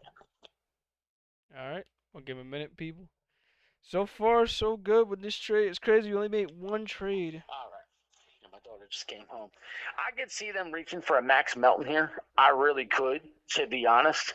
But because he's still there and he's got value and he's not a bigger need, they take Tyler Nubin as safety. All right, Tyler Nubin. Green Bay already addressed their cornerback situation. Now they can address. They have their linebacker situation to go for. They have their guard situation. They desperately need some help at the lineman position. I think this is where Zach Frazier's gonna come off the board for them. I know Jordan Morgan's still on the board, but I think interior line for them is probably more important. Considering they lost John Runyon to the Giants. So they get to address it already. I see. All right, Texans. With those crazy ass uniforms. All right. Now, Texans. Seeing what they've done, right? Yep, they did a lot in this draft, and they still haven't picked yet. But they can easily get their situation sorted with the defensive tackle pick right now. Yeah, they did a lot before the draft. So now, 42 to draft, they looked at this board and they're like, what should we do here? What can we take here? What's here? What's not? What's here? What's not? And it's not going to be hard for them to pick. They would love to go defense with this pick. But the fact that Jordan Morgan is still sitting there and you can use the tackle to protect your quarterback, who played his ass off last year, in Mr. C.J. Stroud, you get somebody to make sure you keep him healthy. All right, so Jordan Morgan's the pick. Yeah, and his value is too good at this pick. I mean, he's a potential bottom first-round guy, early second, and you just got him outside. This is the 10th pick of this round. That's huge value. All right, now we're on to the Falcons. Falcons need an edge. They literally looking at one dead in the face. Actually, no, They take it got back. Dallas No, I'm Turner sorry. I'm already. sorry. I'm sorry. I'm sorry. They got Dallas Turner. My bad. My bad. My bad. My bad. My bad. They already picked Dallas Turner early. But they do need a cornerback. Yes. Max Melton goes off the board. Hey, I can see it. If you got a guy what you need right there, boom. Raiders, you're next. Hey, I get to pick for my Raiders. All right, we already took the corner that we needed. Got the corner that we needed. At this pick, we're very upset that Jordan Morgan just went off the board. And I even knew that was going to happen if I was making that pick for them, but I wanted to keep it honest. A lot of people think we need a D tackle so we can get Rook here. But this is where I make a decision as a Raiders fan where I know our needs better than just about any fucking buddy. Okay? And it's simple. We got our corner. He's off the board. Okay? Quinyon Mitchell. Thank you for doing that in the first round, by the way. No problem. Mm. Oh.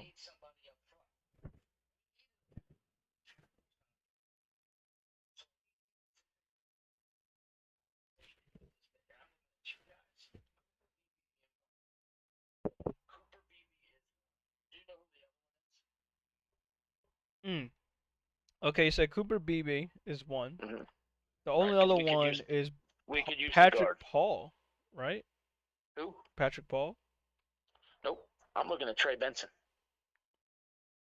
We got Oh, running Zamir back. You White. need a running back, We right? got Zamir White, who everybody loves to call Zeus, but we don't really have 100% anything behind him. We have Madison, who was the starter last year, but do we need the young guy? They're going to look at him, and I just want to bring it up because if the board felt this way, I think that's what they would do. They would look at that. That would be their discussion. After the discussion is made and done, they're going to decide. You know what? Let's take Cooper Beebe. So Cooper Beebe would be the pick. All right, Cooper Beebe. What a name! All right, the Saints, who need a guard. They're not gonna get a guard. Yeah, they are. Yeah, man, they already got Fashanu as their tackle. He They're couldn't upset move with the Raiders making that pick. Believe me, because that's they exactly who they want. yeah they needed him. But they do need an edge. So There's two guys sitting right there for them that they could take. yep, they do need an edge. And that's Isaac, and that's Rook. They Mhm. could use either one of them.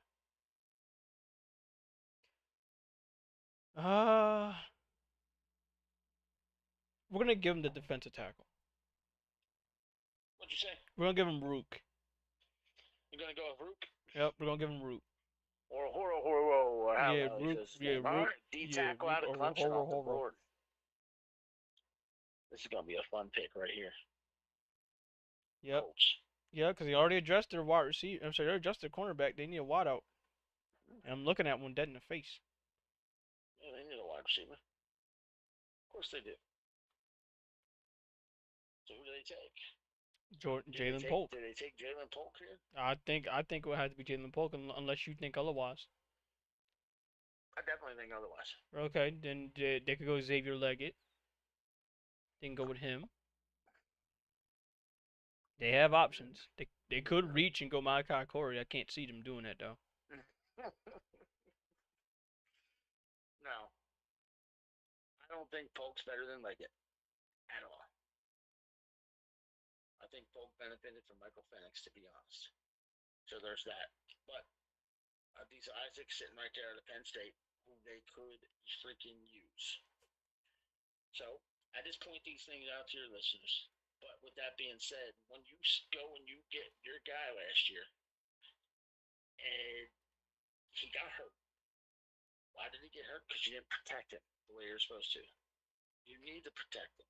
Well, you ain't got a guy you can draft here to protect him. So the only option you have left then is to get somebody to throw to him, or for him to throw to. That's where I don't take Polk. I take Xavier Leggett. Okay, Xavier Leggett goes off the board. I think he's a better receiver, and I think he has more value at that pick, even though the big board says differently. Looks like to me the Giants are up. Yes, they've already got it wrong. Yeah, and they need their cornerback. They also need a running back because of course they let go of Saquon. He's sitting right there. Yep, and I'm looking at Trey Benson as the main guy for them targets, so he's gonna go straight to the Giants. He's gonna be the replacement for Saquon. They have one more pick, and that's pick 70. And what's crazy is they get Rome with Doomsday and Trey Benson, and both work. I don't care who the quarterback is. You ain't got excuses, bruh. None. None. So you're taking Trey for sure? Yep, I took Trey Benson. I'll take him. Trey done. Trey off the board. All right. Jackama Wires, 48. They've already got Fuaga, so they addressed their offensive tackle spot, which was not the biggest need. So when they look at this board, they say, oh, we got a guy of value sitting here in front of us now that fits that need. And you know who I'm going for, right? Go ahead. I'm going to take Rakestraw Jr. And it's Rakestraw Jr. Ka-ching. All right, now we got the Bengals. The Bengals, the Bengals, the Bengals, the Bengals, the Bengals. They addressed their defensive tackle situation. They need a wide receiver. I think for this situation, while you say that Polk isn't better, Xavier Leggett went off, but yeah, so I think they're gonna pick Polk by default because fuck it, he's there. He's what they need considering they don't know the situation with T. Higgins right now. I think this is where he goes. And Polk to the Bengals. You have the floor with the Eagles again, and this should be very, very obvious with where the hell they're going. They could not have asked for this to fall their way. Hold on one second. Extremely obvious. What I hate with my computer right now is I took Jalen Polk. stolen from me. Oh, I always hate when it does this. Mm-hmm. Come on. Take your time. It's okay. It's all right. What, it's taking a long time to load? I happened to click off just to check up with the chat room and see what anybody. Then I clicked back to the. Don't worry about it too much. Don't worry about it too much. Ain't nothing being said in the chat. I'll let you know if something is. If I can't see it, I'll end up having you. I'll end up looking at your board. Is what I'll end up doing. Yep. I can just do it that way, which is what I'm going to do for now. If I can see it. Okay, where am I at here? Eagles? You're at the Eagles, number 50. Jesus, they got. If I'm the Eagles, I'm taking Cooper. Yep. Ain't no That's way. where I'm going. Ain't no way. Adrian Cooper fills the main need this team has needed from all last year, and that is linebacker. You could not have asked for a more obvious pick at the position. He's been mocked to the Eagles for like 3 months. I swear. Like literally since the game ended versus the Bucks, he's been mocked to the Eagles for how badly they need a linebacker. Where's the squealers going? All right, the Steelers. Kick your ticker off of that thing. You can be able to see the board even better over here. Even better. Who cares about baseball? Oh god. All right, give me one moment. Yeah, it still ain't loaded. That's weird. Okay. That's alright. I would increase it more, but this is where I'm at. This is where my box is at. So what I'm gonna have to do is I'll have to enlarge it a little bit more.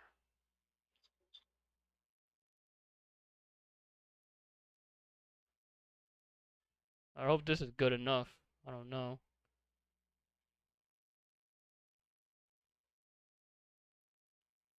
I hope this is good enough. This is much as I can do it.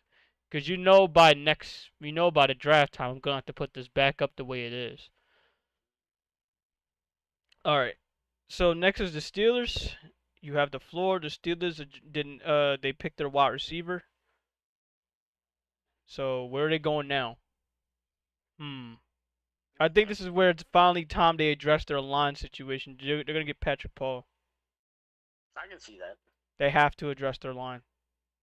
You don't bring in 2 quarterbacks and you don't address the position. It's fucking blasphemy. Right. Patrick Paul, the board. And then the Rams. Who did we get the Rams earlier? The Rams got Nate Wiggins. They need an edge. And I'm looking at two of them in the face.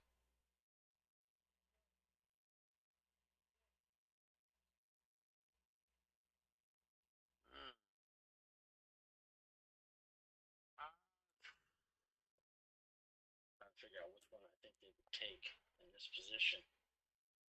This is tough because I can also see them making a major reach at this spot. But I'll give them Isaac. Okay. Yeah. Okay, so Isaac is off the board. Alright, so the Eagles, which, hold up, is that really their last pick? I'm gonna check and see if that's really their last pick, legitimately. Because they said that 53 is their last.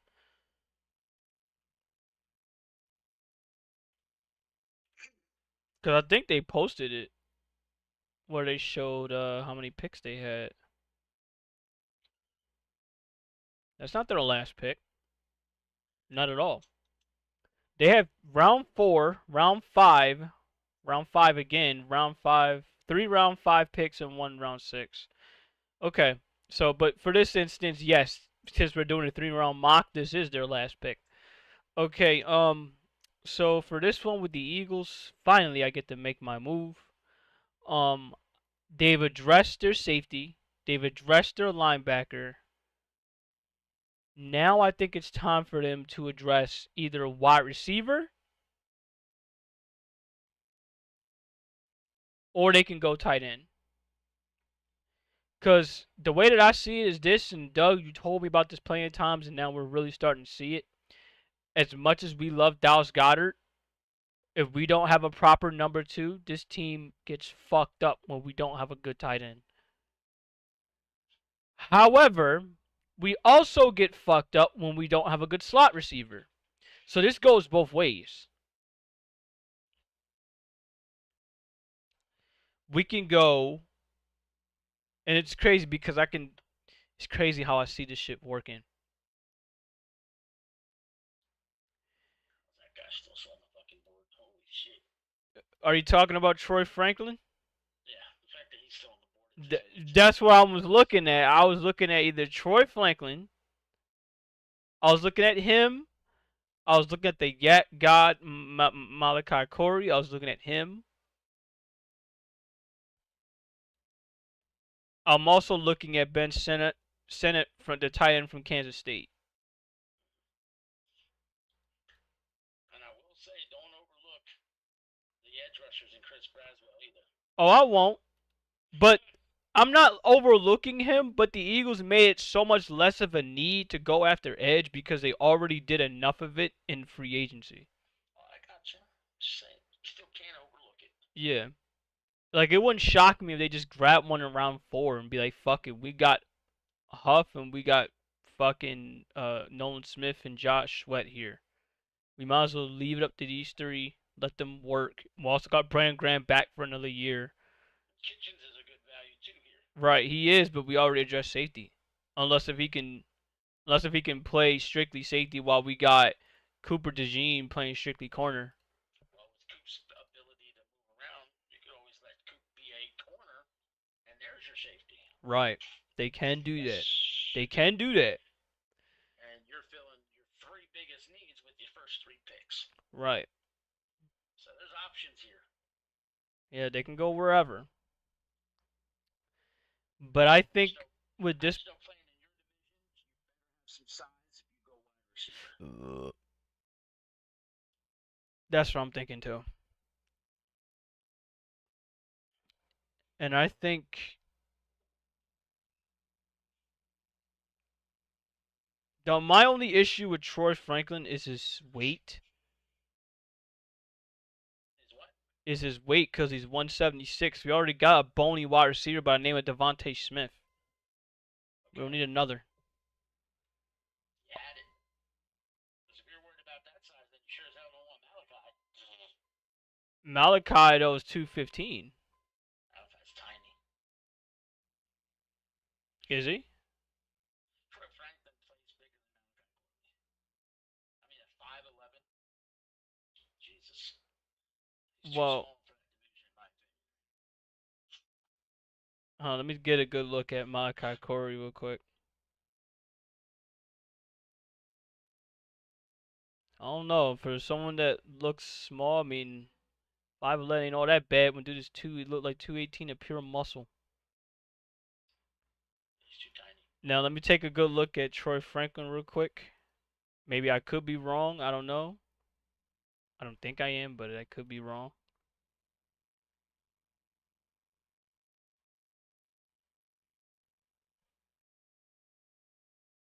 I mean, it's not like Troy Franklin can't bulk up some weight in the NFL level, because he can absolutely do that.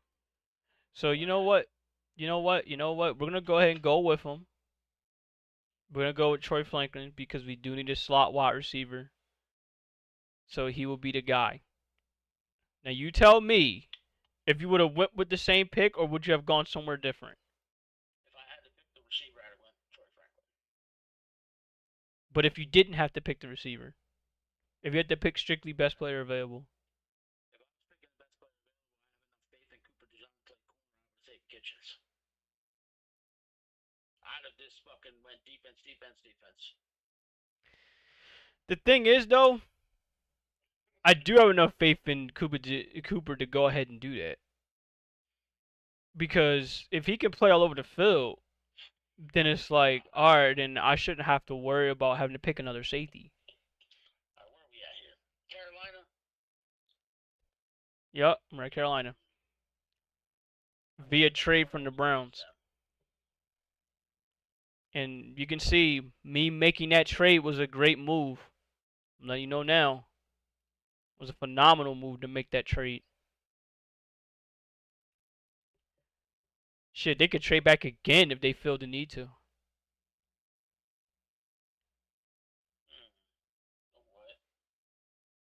With this pick,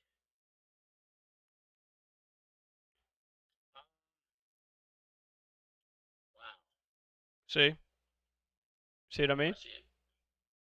You know, I think they're going to continue this trend of defense because it just sucked last year, and I see them taking Mike Sonarsto, or however the fuck he says his name, out of Michigan to play corner. Either way, they got good value because they got an extra pick for next year, and they get a solid player on top of it. Oh boy, Miami.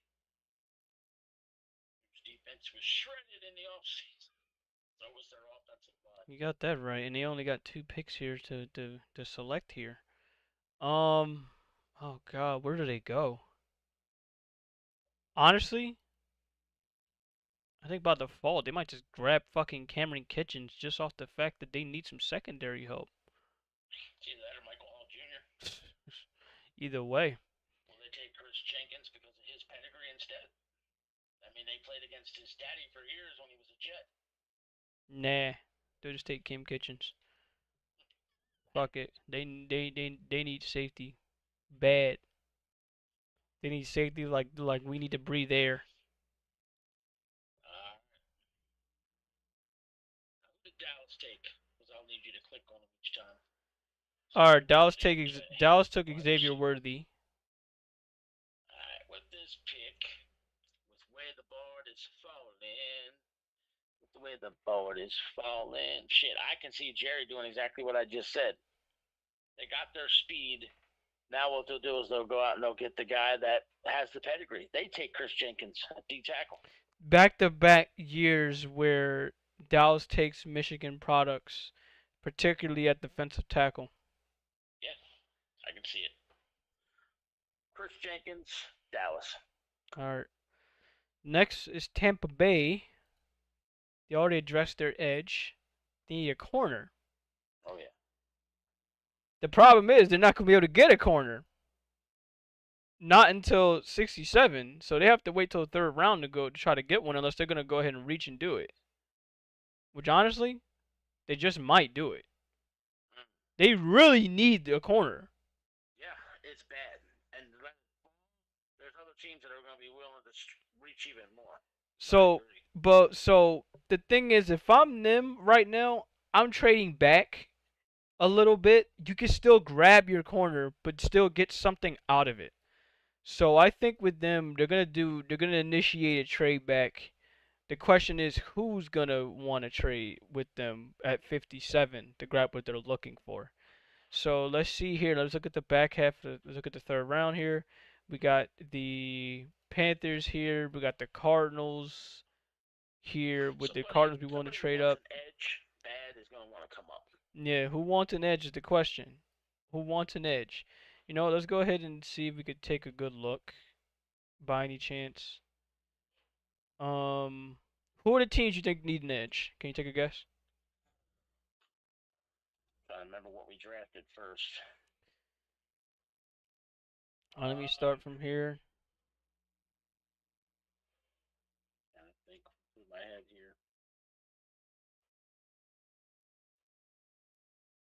If I could, I'd try to go through. Hold on, let me go ahead and see if I can look at this.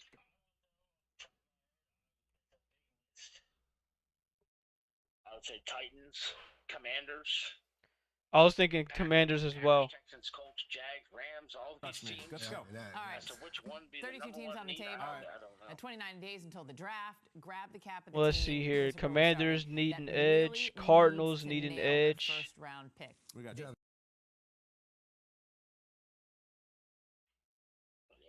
Uh, The Bears, the Panthers, the Bills, Titans the need Ravens, an the Browns, all edge. these guys need answers coming into this draft. Vikings need an edge. I don't know if we addressed it. I'm about to find out now. Let me see here. Did the Vikings address edge? Let me check and see. Vikings did not address edge, so they need an edge. Ooh, delight. Broncos, did they address edge? Yes, they did. Latu, my bad.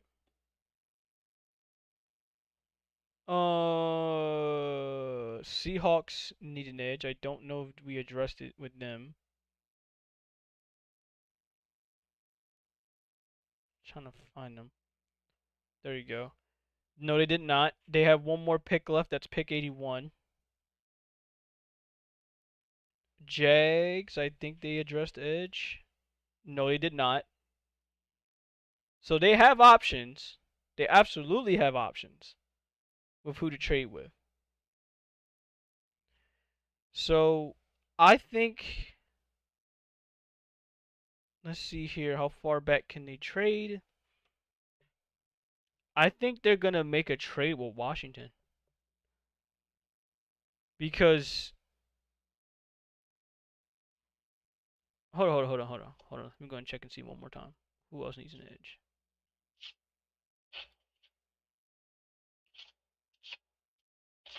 Let me see.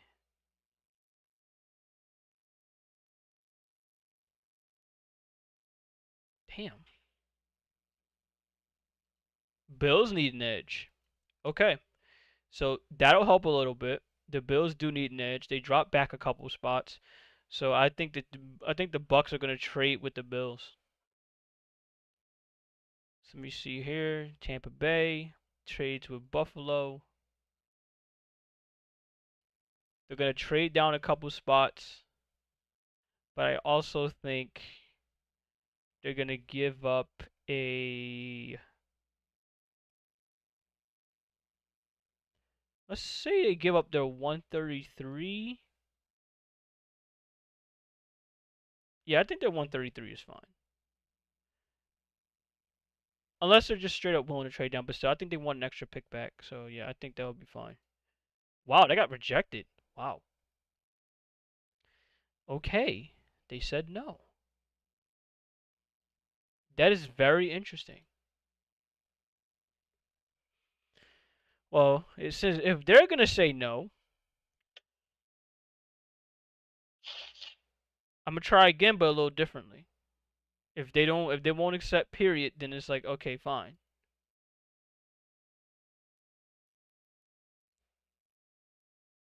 Damn, I even just did straight up picks out. Okay, fine. Alright, fine. Alright. Well, seeing as for some reason the Bills don't want to trade up for an edge, which is stupid to me, considering they need one. We're gonna see if we can make a trade with Washington and get their 67, and I'll say Washington's fourth.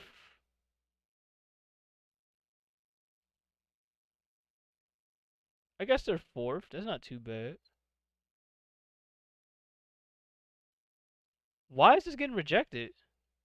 Alright, let me go and try it another way. Told you it's very finicky to get them to accept the deal. Which is very weird. Like, if I'm the user, I should be able to accept that shit. That was my hope. If I'm running all 32 teams, I should be able to accept any trade I want to make. Okay, that got accepted. So Washington moves up. So I did it. I did the same thing, but I had Washington. I took control of Washington to do it. So Washington, they're now on the board. The Washington did not address their edge. They're gonna address it now, but getting Chris Braswell from Alabama. But first, I want to see if that gets accepted through your end first. Well, mine's not even moving. The fuck? I'm in the draft through your window. That's why I said when it's my turn to pick, click on the team so I can remember what picks we made, and I'll make my selection. Okay, what I did is, of course, once again, I went to Washington, pick 57. I'm sorry, I went to Washington, pick 67, pick 100, and I went to Tampa Bay, pick 57. Okay. They go down 10 to pick up the 100th overall. Yep. So they get some bit of value because they really don't need what they're looking for. They already got an edge. What they're looking for, they're trying to get a Waddle, but they're trying to get it at solid value. And we know what they're going for. They're trying to go after McCorley, but they want to get McCorley at a good value.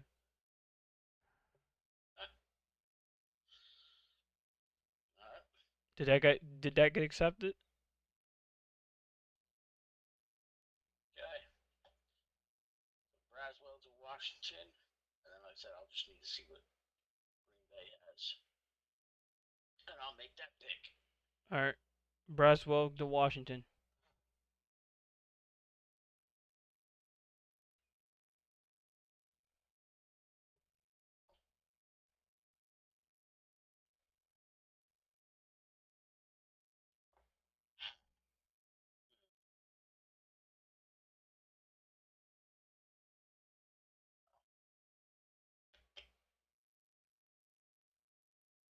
Let's see.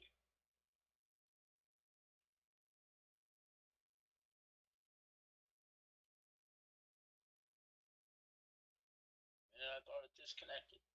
Nope, you ain't DC. Alright, we've taken for Green Bay who they've selected so far. Green Bay has selected Kool-Aid McKinstry and Zach Frazier.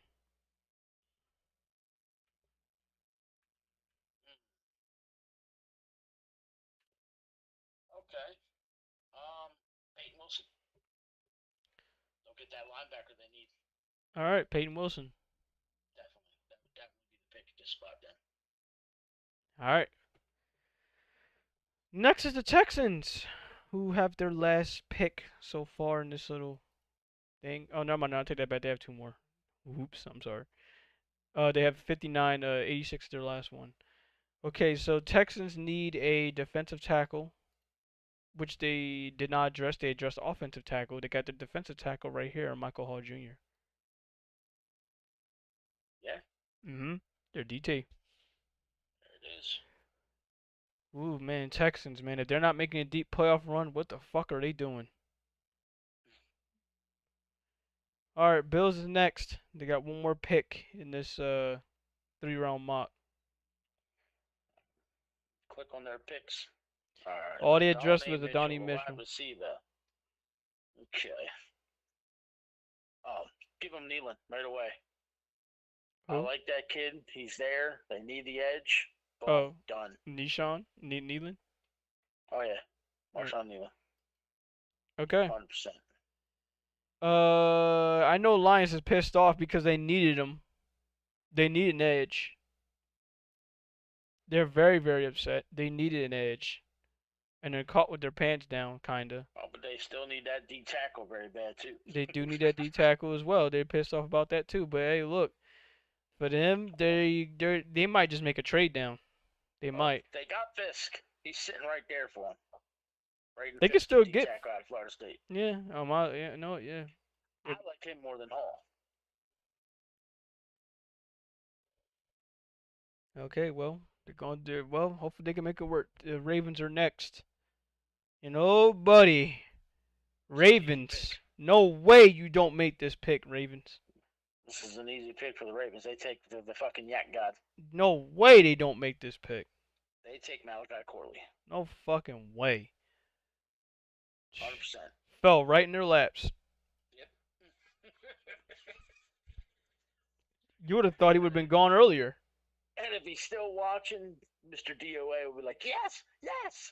That's his favorite player in the draft.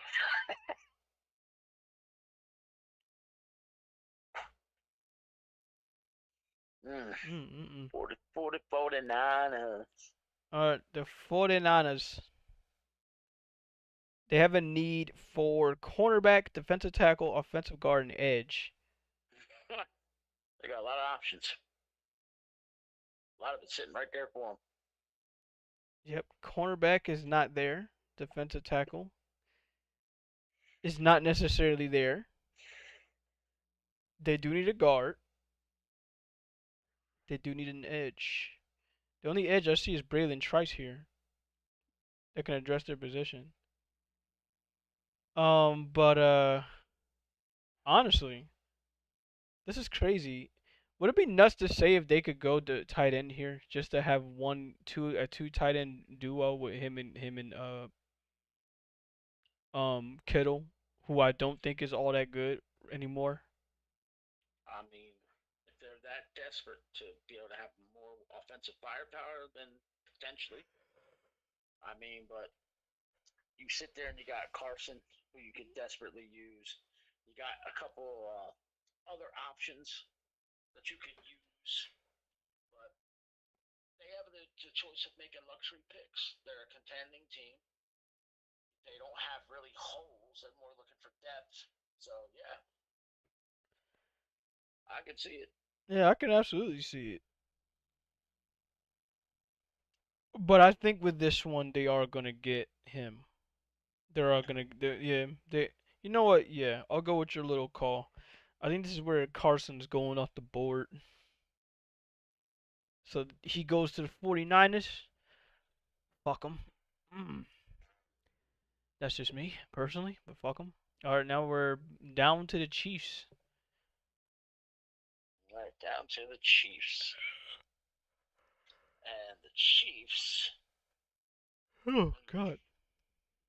Probably gonna take a nap after this. Jesus. The Chiefs. Wow. Looking at the board, the way the board sits for them, they got their weapon. I know they would love to protect their quarterback.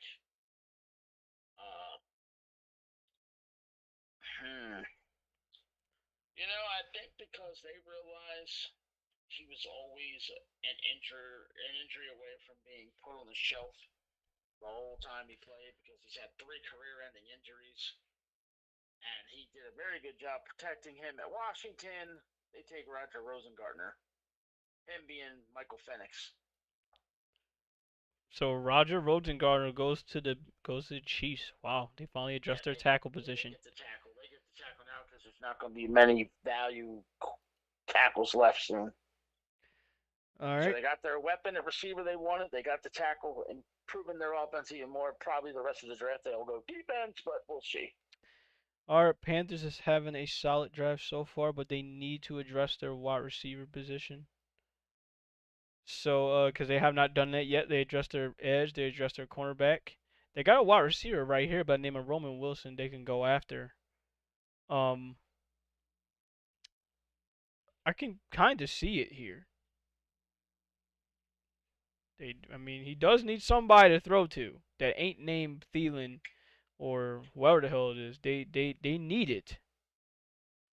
So, I think this is where they're gonna go. I think Roman Wilson is gonna go to correct value too, at around 65, 66. So he's literally top 3rd round. So there you go. He goes to the Panthers. And now I get to sit here with this team that's having one of the best drafts we've been putting together. And it's probably going to continue. I mean, look at the value in which the Cardinals have. Right. They mean, Marvin that's Harrison, insane. Johnny Newton, Christian Haynes. Who else? I mean, the only thing they didn't address right now would be their corner. That's what they didn't get, their corner. So they take Kamari Lassiter right here. All right. 100% take Lassiter, who on this big board I think is underrated. I think he's better than a 74. Wow. So All right. boom. Okay. Huge pick. It's ridiculous what they have. Cardinal fans would be ecstatic with that draft. They owe us a thank you. All right. They owe us a big thank you. Okay, so we're down to the Bucks. I did say the Bucks they needed to address. They got chopped. Yep. They would have taken Lassiter right here had he not just come off the board. Yep. They would have definitely took him. They would have absolutely took him. I know who they take at this spot, in my opinion. They'd probably take Ricky Parcells here, because they do need a wide receiver. He'd be the option or Christian Mahogany. Yeah, it's one of the two. I think for them is Ricky Parcells. I think this is who they're gonna take. There you go. I know Bucks fans probably mad at me thinking about, but what about Malachi Corey? I don't know. I don't know. No, I don't think so. He's gone. Talk shit. Well, he's gone. I'm sorry. Murder me later. Now look at this Patriots draft.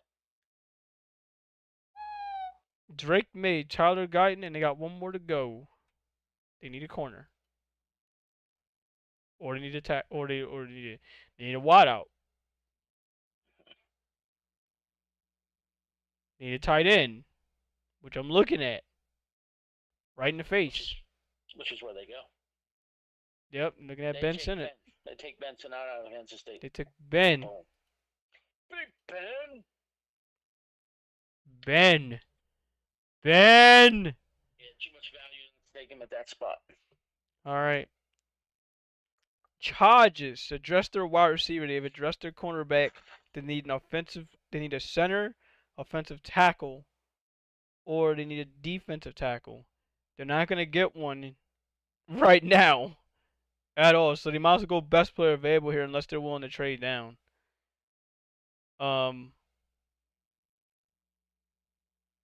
Yeah, I think they'll be willing to trade down. Honestly, they should go after a fucking running back. Didn't they get rid of Austin Eckler? Yes. Yeah, so I think Jonathan Brooks here would be a solid option for him. I would hate that pick. Why? Because I hate the Chargers. Oh, then that's more of a reason why to pick him. I feel he fits a big hole for them. Yes, I would not argue that if I'm Yeah, a Chargers. yeah, they need a running back. I'm like, fuck it. I mean, who the fuck are their running? Who is their running backs? In fact, honest question. Who are their running backs right now? Does anybody know? God damn, I'm about to choke to death over here. Exactly. Crack it up. Exactly. Who are their running backs? Come on, you know their running backs. Think about it. Who? You Who? really don't know? No, I don't know. At least tell me who the starter would be if they took the field today. Jonathan Brooks would probably be a starter because I don't know who the fuck the running back room is. They just signed both J.K. Dobbins and Gus Edwards from Baltimore. Yeah, no, just pick Jonathan Brooks. No, Exactly. no, pick Jonathan Brooks. So you're not going to go with neither one of those fucking guys as your starting running back because neither one knows how to stay fucking healthy. Exactly. Just pick Jonathan Brooks and call it a day. So boom, you just filled a major hole. We better than both already. All right, Giants. Who we take for the Giants? Yeah, they took a wide receiver and they took a running back. They got Neighbors and Benson, right? Yep, Neighbors and Benson. I'm sorry, Dunze and Benson. Yep, Dunze and Benson. Cole Bishop. Go give him Cole Bishop right now. They could use the safety help. He's right there. They did get rid of their safety. I almost forgot about that too. I like Cole Bishop to the Giants. All right. We have the Cardinals. We're back again. This is sick. This is a A+ draft from the Cardinals already. Jesus Christ, who else could they address? They need an edge, but they got one right here looking at them. So they're gonna take Braylon Trice coming out of Washington. Jesus Christ, man. They've addressed all but their main need, and that's guard. If they address that in this draft, oh my God. Alright, Jets. Jets, Jets. Who they picking? I don't fucking know who they're picking. All I know is they have 2 picks right now. So it's not looking all that good for them right now. They got a lot of needs that they're going to have to address after this draft is over.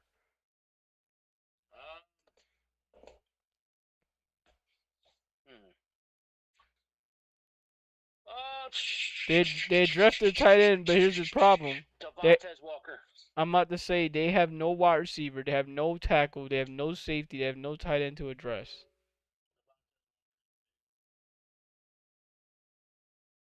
Okay, let me see. Okay, there it is. Okay. All right. The Lions. Pretty okay drafting them so far. They need an edge. They've addressed their center, they've addressed their defensive tackle, but they need an edge.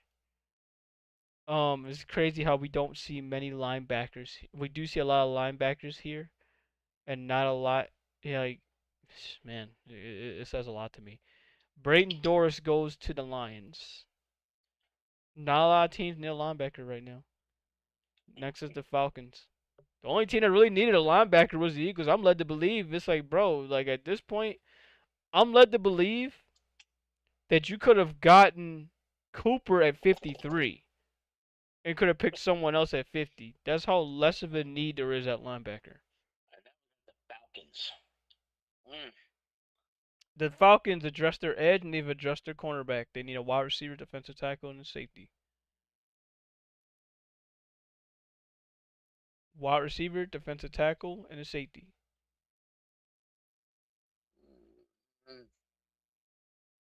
There's one other guy here that still hasn't gotten picked up yet. I will make this move just simply because this team's defense sucked so bad. I'm going to go Javon Bullard at safety.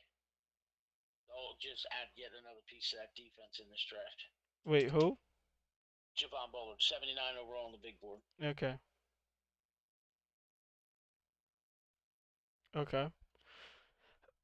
He's the pick. So Okay. their corner, they get their safety. Bears have also had themselves a solid draft so far, and it's going to continue because they need a wide receiver, and they're going to get one in Jalen McMillan.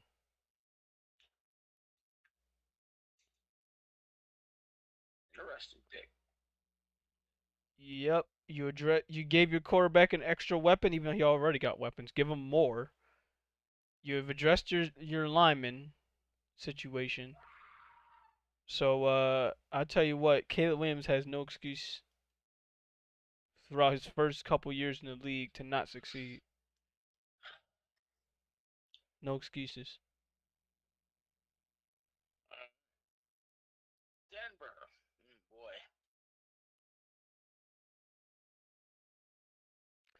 Let me go ahead and mention what Denver has drafted. They only drafted their edge. They need a quarterback. They need a defensive tackle. They need a wide receiver, and they need a cornerback. I'm sorry, they need a corner. I still say quarterback. Fuck out of here. Zach Wilson ain't gonna be that crazy. Look at the quarterbacks on the big board ones. The quarterbacks? Yeah, just look at quarterbacks ones. I'm very curious what's on there. Spencer Rattler, Michael Pratt, Jordan Travis, Joe Milton, Austin Reed, Carter Bradley, Sam Hartman, Devin Leary. Those are the main ones I'm mentioning right now. The best one there is Spencer Rattler. I honestly don't think they do it. They're not gonna go. Check the D tackles. Defensive tackles, it's Kyrian Amagadale from. I'm sorry, it's offensive tackle. My bad. Defensive tackle is Mason Smith, Dwayne Carter, Trevondre Sweat, and Leonard Taylor. That's before we get to 100. 83 through 99. What? They make the reach and they go get Devondre Sweat. Wow.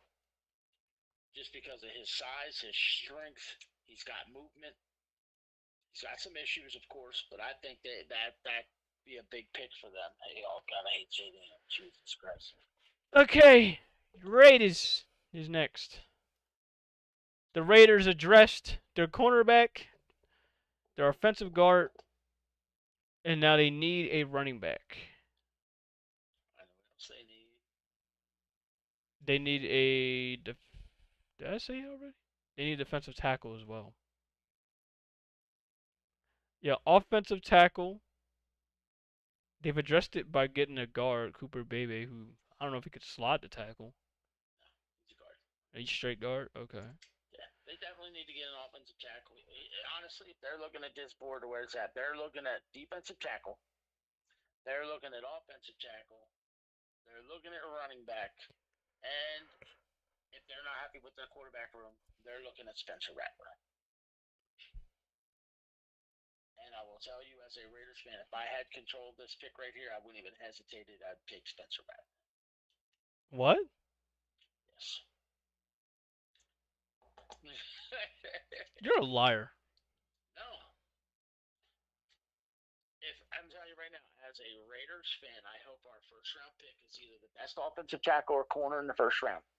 In the second round, I hope it's whatever we didn't take in the first round. And in the third round, I want Spencer Rattler. You're not gonna get Spencer Rattler in the third round. I'm gonna let you know right now. Because right now he's sitting on the board and And- no one's taking him. And he's gonna continue to sit on the board because nobody And wants I a would've fucking taken quarterback. him- I would have taken him with Denver at that pick right now had they not just traded for Zach Wilson. Well, here's the thing, though, Doug. Nobody's gonna take him. You could take him in the Yeah, they fifth are. fucking round if you want to. They're going to take him. Who? Who? If Name the who? Raiders don't take him at this pick, if this is legitimately how the draft board fell, if you go look around the league, there's teams right now that are going to want to trade up within the next 10, 15 picks to snatch Rattler off the board. 100%. Name him. Go back to what Name you 'em. were just saying with the Browns. If they're not sold on Watson, that's a team who might go up for a quarterback. Okay? The Saints need a new quarterback. Derek Carr's 30 what? That's a team who's going to potentially want to come up. The Falcons got rid of fucking Ritter, and they just signed a 190-year-old quarterback. The Falcons are going to be looking at a quarterback, and they like mobile guys, which is why I was cracking up when they signed Cousins. Okay? How sold right now are you with what's going on, say, with the Rams? Who's behind Stafford? Somebody might want to go up and get this kid if he continues to fall. Remember, if the draft was last year, Spencer Rattler would have came out.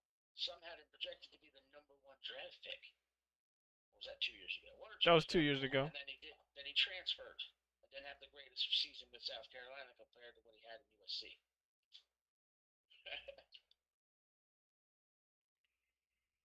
Well, let me see here. You said the Saints. Right. I'm And a- he had the first and second round picks. They don't pick again until the fifth. Yep, you can be had in the fourth because don't the Raiders got a fourth? Well, yeah. They can Well, grab in the that's that. fourth. Teams will trade up for quarterbacks. There's a lot of teams that may trade up for quarterbacks in this spot. But I Denver s- could still be one of them. I mean they still could be, but here's also how I see it, bro. And you're gonna kill me with this. Here's the Long deal. story short, if he's on the board in the fourth round, Denver picks in front of the Raiders. I get it, but here's the deal. You still need to adjust your running backs, which you have not done. We did sign Madison, who was the starting running back from Minnesota. And we got Zeus, who is our starter, who outplayed Josh Jacobs last year. Did you adjust your defensive tackle position? Did you adjust your defensive tackle position? That's what? Did you sign a defensive tackle? Christian Wilkins from Miami.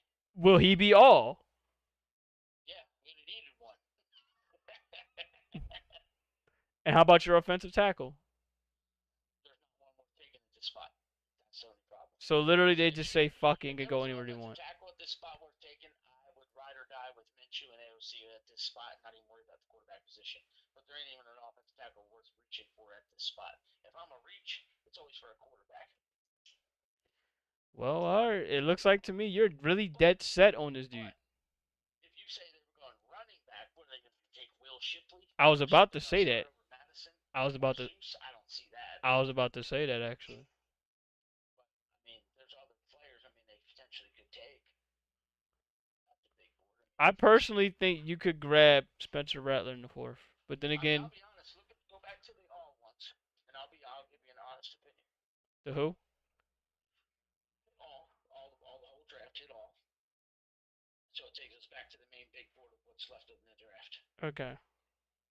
Just want to be honest. Cedric Gray, Junior Colson, Christian Magani. Magani. I'm talking about Not. okay. With this board, the Raiders could take a guy like Cedric Gray because we do need linebacker depth. Junior Colson, same situation. Christian Mahogany, we could potentially use an additional guard. Anyone who's a linebacker fits. Chris Abrams drain, we could take yet another corner. And if the Raiders went running back, maybe Blake Corum would be the guy and not Will Shipley, simply because Blake Corum's got an attachment to Harbaugh. He'd be able to teach us an awful lot about his system. Which could make him enticing. I got to admit that. But it's your pick. I want you to pick your thoughts.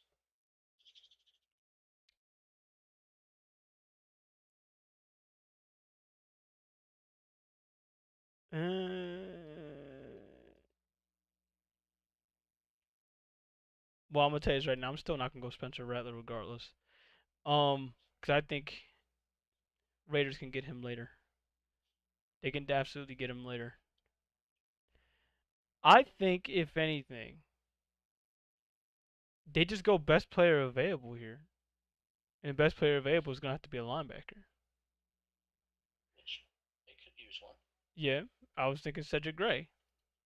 Okay. It was either going to be him, or I would say they address the defensive tackle position one more time and they get Mason Smith.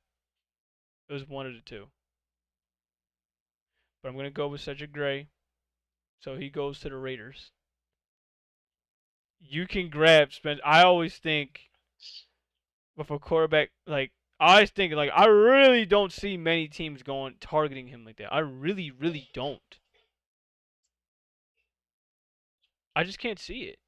I mean, yeah, it's a need. Don't get me wrong, but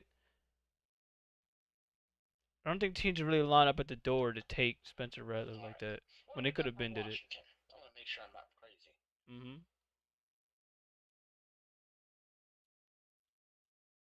All right. We got Washington next. Washington address their quarterback, their offensive tackle, their safety, and their edge. They literally need one more thing to address. Chris Abrams drain right now. What? The corner. Yeah, I'm about to say they do need their cornerback. Chris there, this pick, they'd snatch him up quick. Yep, and that literally fills out every need they needed in this draft. Everything they could have wanted, they needed, and they've addressed it. And they got quality players at every pick. This would be a good draft for Washington. This would be a good, solid B+ draft.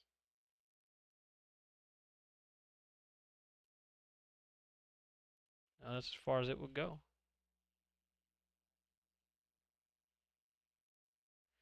Alright, so next is the Falcons. The Falcons adjust their edge, their cornerback, their safeties. They need a wideout. They need a wideout. They need a defensive tackle. So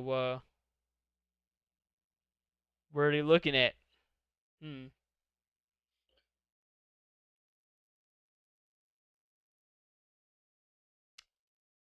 Let's look at their wideouts. Not looking too good. They do need a defensive tackle. So, you know what? They're going to go with Mason Smith here. Yep, Mason Smith also is off the board.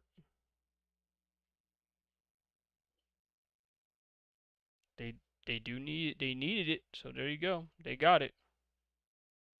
Can't be mad at me. No.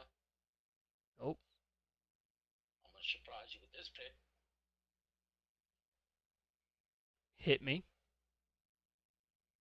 Blake Corum to Cincinnati. I'm not, because Joe Mixon's gone. I didn't forget. Moss. I didn't forget. Joe Mixon gone. I mean, they did pick up Moss in free agency, but they ain't got much other than that. Yep, they ain't got much other than that. I'm not shocked. Corum fits the system better than Will Shipley. Right. All right. Seahawks. They only got one more pick to address, and it needs to be their line because good fucking luck with that. Besides one more, we know it's crazy. This guy should have been gone in the third round. They actually did. They actually do address their line. Christian Magny goes straight to the Seahawks. They got lucky that he fell this far. Should have been picked up. Yeah, he's a good pick for them. What? I said he's a good pick for them. Yeah, he needed it. And look, anything that says Seahawks in line, particularly offensive line, is a good pick. Because every year it feels like they need to address the offensive line, no matter who's behind center. So, yeah, it's just going to be a good pick off the simple fact. Look, every year y'all need a fucking offensive lineman. Every year y'all can't protect shit. All right, now we're to the Colts, huh? Yep, in Colts, they've addressed their cornerback and their wide receiver. They need a safety, edge, and tight end. It's funny how we say tight end. I'm looking at one right now. At the exact fucking value that they need him in.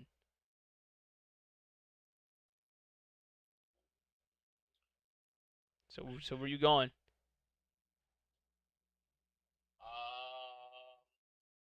This. Exact They value. will sit here and argue between DTD and JTS all day long. Because both of them are going to fit a serious hole. I could give him Sanders. Yep, Sanders fit. I'm gonna go with the fact we picked our rookie up last year. Let's just keep giving him everything we can. Right. Rams. They need to adjust their linebacker, defensive tackle, and offensive tackle. Well, looks like they're going to have to get Junior Colston by default because for one, he's the best one on here. He should have been gone. His value's at 70. You get him 10 pick. You get him like 12, 13 picks later. So you have fun with him. And the Steelers are next. The Steelers addressed their wide receiver and offensive tackle. They need a center, cornerback, and safety.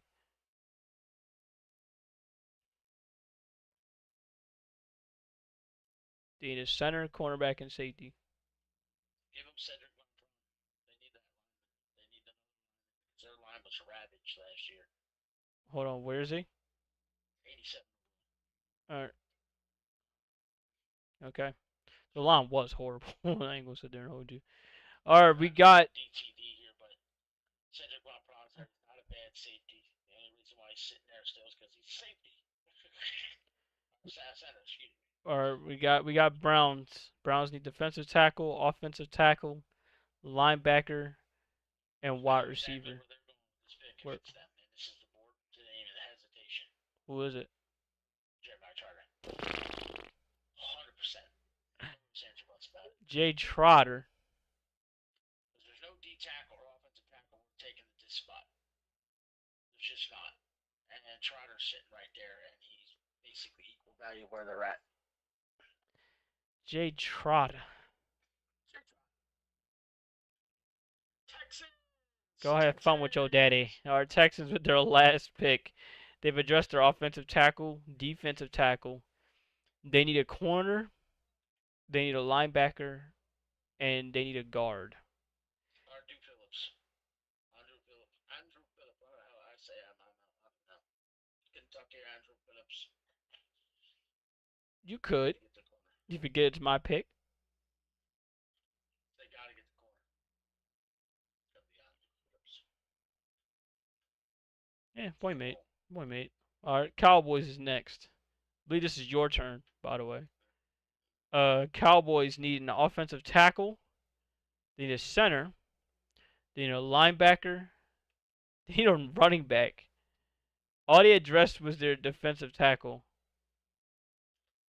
They need everything. They were on the fall, but he didn't. So now they're going to look at Shipley and Wallace, figure out which one they want. Right now, Shipley is killing me in NCAA 06 at the moment because I got a mod that has it, so it gives me the updated rosters, and he's murdering me right now. Knowing Jerry the way I feel I know Jerry, they're gonna go Trevin all the stuff. Wow. All right, so they're gonna go. So that's where they're going. I just Yeah. picked them. All right, I just picked them. All right. So my turn with the Packers. They've addressed their cornerback, their offensive coordinator, their linebacker. Now they need. I'm sorry, offensive coordinator, their center. Whoops, sorry. Their center. And now they need a guard, a tackle, and a safety. Guard, tackle, and safety. Well, if that's the case, I'm seeing Kalen Bullock right here. And as much of a, you know what, I see him there only because I don't know if the Bucks or if the Cardinals are gonna pick him. So if they do end up picking him, they're gonna left with their pants caught. So I think for them they're gonna pick him just off the simple fact that it's like I can't run a risk of the Bucks or the Cardinals taking him. So that's their pick. Yep, they pick Kalen Bullock. They'll pick whoever it is right after those two. And it's a shame because I see one right here that I could have picked up and I left them alone. I see one right here they could have picked not, so that's my fault. Sorry, Packers fans. Oh well. Maybe you'll like Bullock better than DTD.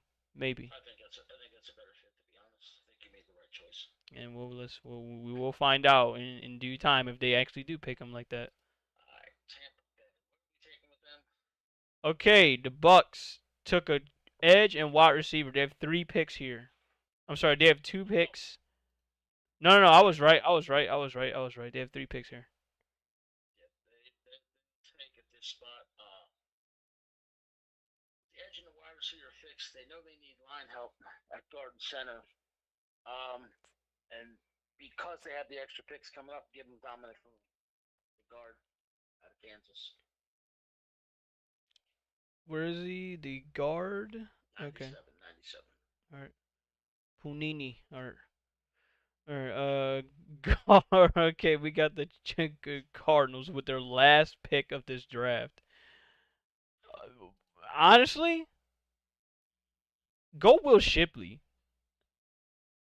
Cause they either go with that or they address safety. They can go where the fuck they want to go. They've addressed everything that there was to address in this draft, and they did it in the most craziest way possible. So they can go wherever they want. So you figure a combination of Connor and Shipley helps. Why not? Why not? Go with Con. Yeah. Why not? And Shipley's versatile. He can catch out of the backfield. Bring some things to the table that Connor doesn't. I could see it. All right, you might as well go with it. Address offense one more time. Kyler Murray has no excuses to not run wild with this fucking offense. You get him a running back, get him a wide receiver, you get him a lineman. Yep. A wide receiver, a lineman, a running back. Nah, bro. You better wreck shop this season if this is your fucking draft. Like, Cardinals fans, you should be proud of us for addressing this fucking draft for you the way that you have. Like, it's literally like top to bottom. Like, oh shit, this is probably the best draft we've made, and it doesn't involve any of us. It involves the fucking Cardinals. It doesn't involve our teams. It doesn't involve the Eagles. It doesn't involve the Raiders. So y'all owe us one if this is y'all draft. Alright, next is the Packers. It's your turn. They already addressed safety. They need a corner. Yeah, they do need a corner. And I'm looking at one. I was already looking at him. DJ James. Debate which one I wanted to take for him, Green or James.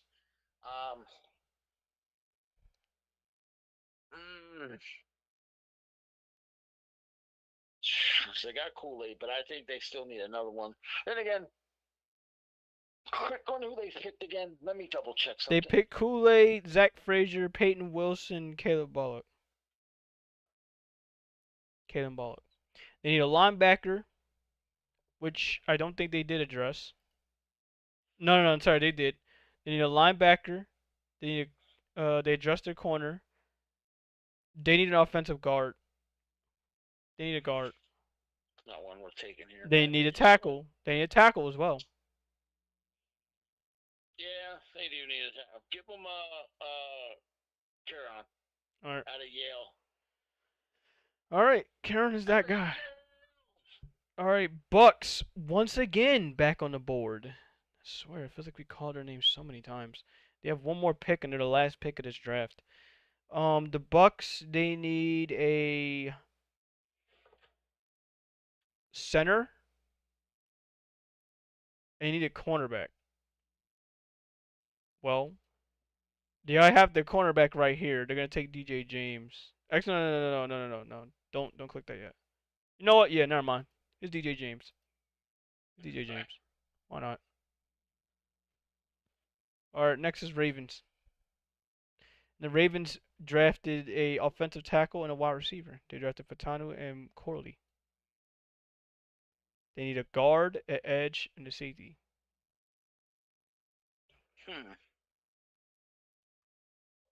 Got the offense clicking.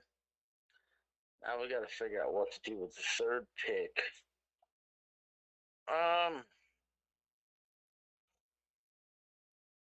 Why do I feel like DTD would be the better fit for him?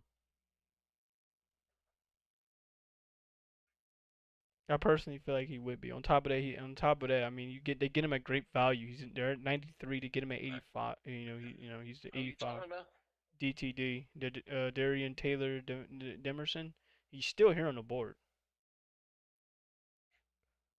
Oh, I know. By the way, the Broncos picked up the 5th-year option on Patrick Surtain. Just a guy still on that board that I know fits their system really well. Okay. And I do mean really well, and you're not even looking at him. Okay. And that's the guy. If you look on the sheet, you see DTD, we see Leonardo Green, and going down. Mm-hmm. He's the last guy I can read. Austin Booker out of Kansas, the edge. Wow. That's my pick. For the Ravens? Yes. Mm. I think they take Austin Booker right there. Now, the Ravens have another pick coming up here in this round. That's why. The Ravens? I'll take the edge. The Ravens, yes. Yeah, in the 4th round they do. I'm saying they got another pick coming up, but that's why I'm taking him here. All right, next we got the 49ers who's making their last pick of this draft. They addressed offensive tackle and cornerback. They need to address defensive tackle, offensive guard, and the edge. I don't know who they could pick here. I mean, they could trade down. You're the 49ers. You put yourself in a situation where all your picks are all luxury picks. That's the equivalent of what it is. They are one of those teams that should be able to draft best players on the board all night long. Well, in that case, DTD is gonna be their pick. Just for the simple fact, it's like fuck it, we might as well just grab him. Yeah, I could see that. All right, last pick, at least unless we talk about the comp picks if they count. We have the Chiefs here, so go ahead. Okay, the team the league likes to cheat for is on the clock. Oh God. Don't even start. This is a team rare at this pick. They would have loved a guy like Will Shipley or whatever to fall to him. I'll tell you that. Good thing he's already picked up. And because he hasn't, they're going to settle for Bucky Irving out of Oregon. All right. Wait, isn't he small as shit? 5'9", 192. What the fuck? And I took Bucky over Braylon Allen. Yes, I did. Wow. All right, Jags are next. Jags have not addressed wide receiver yet. They might as well get Johnny Wilson here out of Florida State, just for the simple fact that he's there at the exact value. Yeah. Down 4 more picks left. We got the Bengals. The Bengals. I got to make a good pick here. My kid will kill me. They've addressed defensive tackle, wide receiver, and running back. Their needs are offensive tackle, cornerback, and guard. At the DT, the wide receiver and the running back. Use an offensive tackle. What happened? Doug? Oh, I think we dropped call.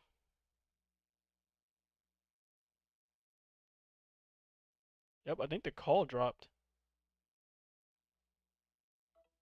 Yep, the call dropped. Give me one moment. I'll try to get back on the phone with him in a little bit.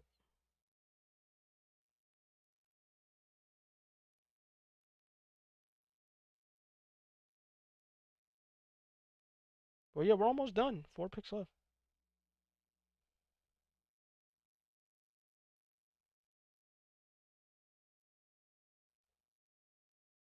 Voice messaging.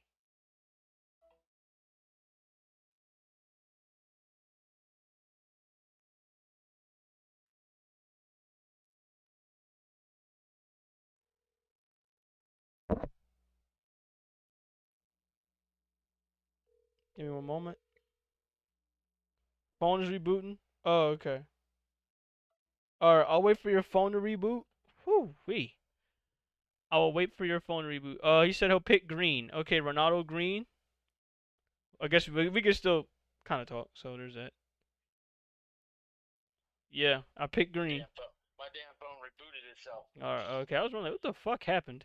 Yeah, I put it in the chat. Green. Yep, I picked green. Yeah. I was like, look down. I'm like, damn, what the? Alright, we got 3 picks left. We got the Steelers here. The Steelers need a safety. They addressed wide receiver. They've addressed cornerback. I'm sorry, they've addressed offensive tackle. They've addressed offensive center. They need a cornerback and a safety. Well, Bo Braid is going to be there. He's exact value too. So they need him at the position. Why not? All right, next we got the Rams. Rams addressed cornerback, edge, and linebacker. They need a defensive tackle and an offensive tackle. Yeah, the Rams. The Rams. The Rams. The Rams. Now, looking at this here, like you said, they got the corner, the edge, the linebacker. It's been their 3 biggest needs. Do they take a guy like Dwayne Carter right here? Yes. Okay. It's like, do they take him? He fills a big need. Okay. Yes. But it's like, should we? Should we? Maybe. So I'm going to look past that one. Offensive tackle. Wow. It's really not a guy worth taking. So now that's when I got to really think hard as the Rams. Because they weren't a bad team, but they weren't a good team. We've yet to address taking a replacement for Aaron Donald. Is Dwayne Carter really that guy? Is he really that guy? And then the next thing I have to ask is, Stetson Bennett really that guy? He's not. The Rams take Spencer Rattler.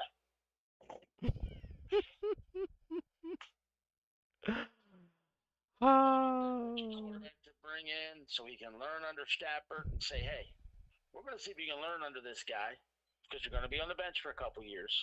And if you can't make it with him teaching you, then you weren't worth it anyway. And that's the perfect way to bring in a rookie when you got a veteran to learn from. I know you're gonna. I know you're killing me for this, Doug. I know you are. What's that? Because I said I wasn't. I said I wasn't expecting Spencer Rattler at least until like. Like I said, the Raiders want a quarterback in this draft. They can get Spencer Rattler at 77. If they don't take him there, they will never sniff him again unless they trade up for him because he won't get past the 3rd round. It's not going to happen. He's not going to get past the 3rd round. Joe Milton, Jordan Travis, Michael Pratt, and potentially Austin Reed may all go within the first 4 rounds. Because teams who don't need quarterbacks are going to take quarterbacks to learn from their current veteran. Like, I think the Saints will take one to learn under Carr, 100%. if I didn't take Michael Penix early for Seattle, I can still see Seattle taking one later to learn under Gino. But with Penix falling in their lap, they couldn't pass it up. That's why I went the way I went. Last pick. Yep, last pick of the draft goes to the Bucks. They've addressed their edge, their wide receiver, their guard, their cornerback. Now what they need is a center. And they're not going to get a center. So they're going to go for best player available here. I think, if anything, they're just going to go with Dwayne Carter because fuck it. He was supposed to be been gone by now. Now you grab his ass at 93. Why not? You might. Yep, might as well get him. Unless you got better, unless you can see something better. I see Dwayne Carter here. I mean, he's an option. He's an option. For the case of the Bucks, of course they're gonna be an option because they can't address center. Would they not want to say go double Cade at tight end? Get Cade Stover to go with Cade Otton? He's an option. Would they not want to maybe get a Braylon Allen because they really only got one good running back in Rashad White? I mean, they have Chase Edmonds, but he really doesn't do much. There's options there for him. But I mean, I can't. What happened? Said I can't argue to be honest. Yeah, I can't. I'm sure you got those options. I did. It's just, I just see it being them. I just see it being Dwayne Carter. Now, they could go ahead and do that and prove me wrong. They could fuck around and say, you know what, we'll go ahead and go a completely different route and pick 100. They go ahead, have at it. But yeah, I see Dwayne Carter to round out the draft, and that is everything. I will go ahead and post our mock on Twitter, and I will post it on the Discord as well. That's everything. That's the mock draft. What are your Doug? Do you have any pros and cons of the mock draft? Who you think are winners? Who you think are losers of this draft? Do you have an idea? I love the Cardinals. They Clear winners. The save feature. Did they really? What? They used to have a save feature for this. Yeah, they still have it, but I'm screenshotting my shit anyway. I like what the Cardinals did. I like what Washington did. I like the Vikings. I mean, getting McCarthy and then the lineman is nice. Mhm. So, I mean, I can't be mad at some of those. Yeah, Washington actually had a solid draft for once. Once again, they having a solid draft. It's crazy because every time Washington has a solid draft, those picks don't amount to much. So I don't know if that's a pure coaching issue or what. Was just curious what kind of comments you're gonna get when people look at this mock because there's some reaches in there and some shockers. Oh yeah, for sure. There's definitely some reaches in there. Like ain't no denying that. And I know the first one you're gonna talk about is Michael Penix going to Seattle. I still can't believe that. I'm like, Michael Penix, what? Hey, like I said, I can see it. I'm like the fuck happened here? I'm like, Michael Penix. Craziness that is the NFL draft, which is why we enjoy it. I'm like, did somebody die or some shit? Why is Michael Penix here? Like,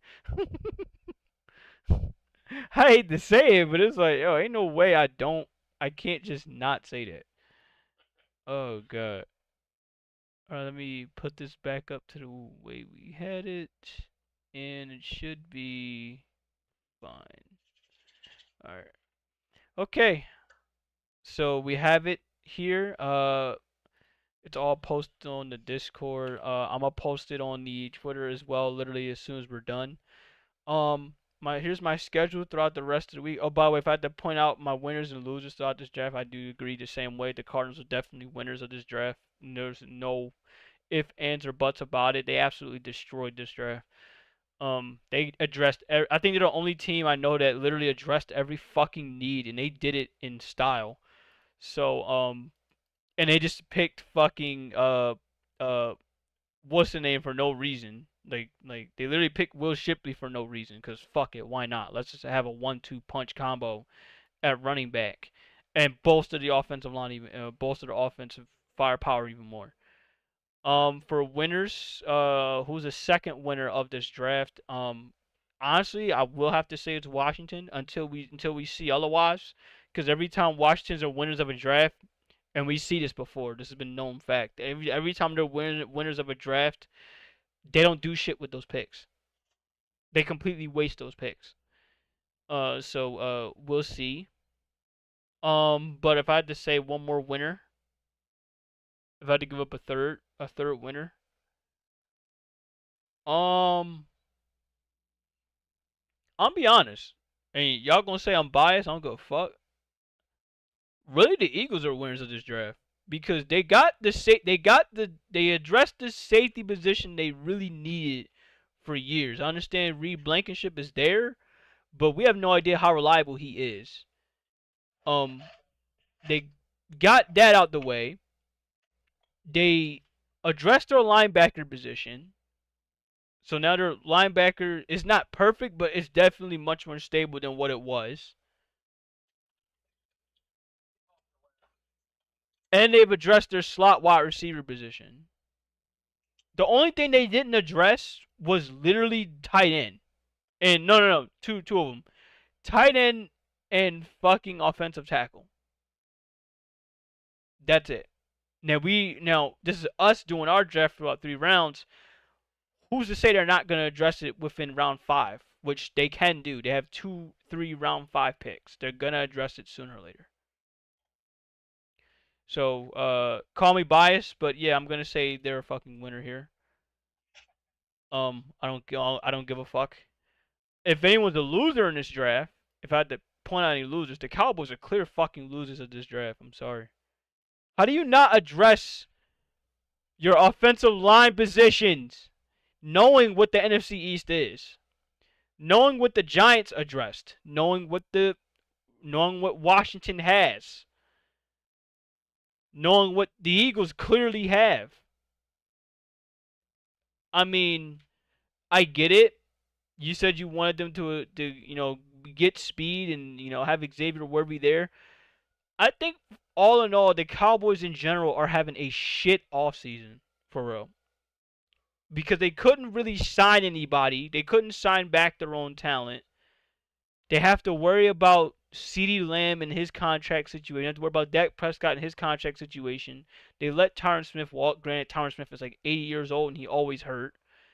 They let their center walk, Tyler Baudez. I don't understand that part. Um, I know they have Connor Williams there, right? So it's like, huh? I think that's right. Aside from him and aside from Zach Martin, their line's kind of sus. Their lines can get abused. So I'd be worried about what the fuck's going on over there in Dallas. But hey, that's not my team. I don't care. Um, Exactly. right. I don't give a fuck. So another loser in this draft.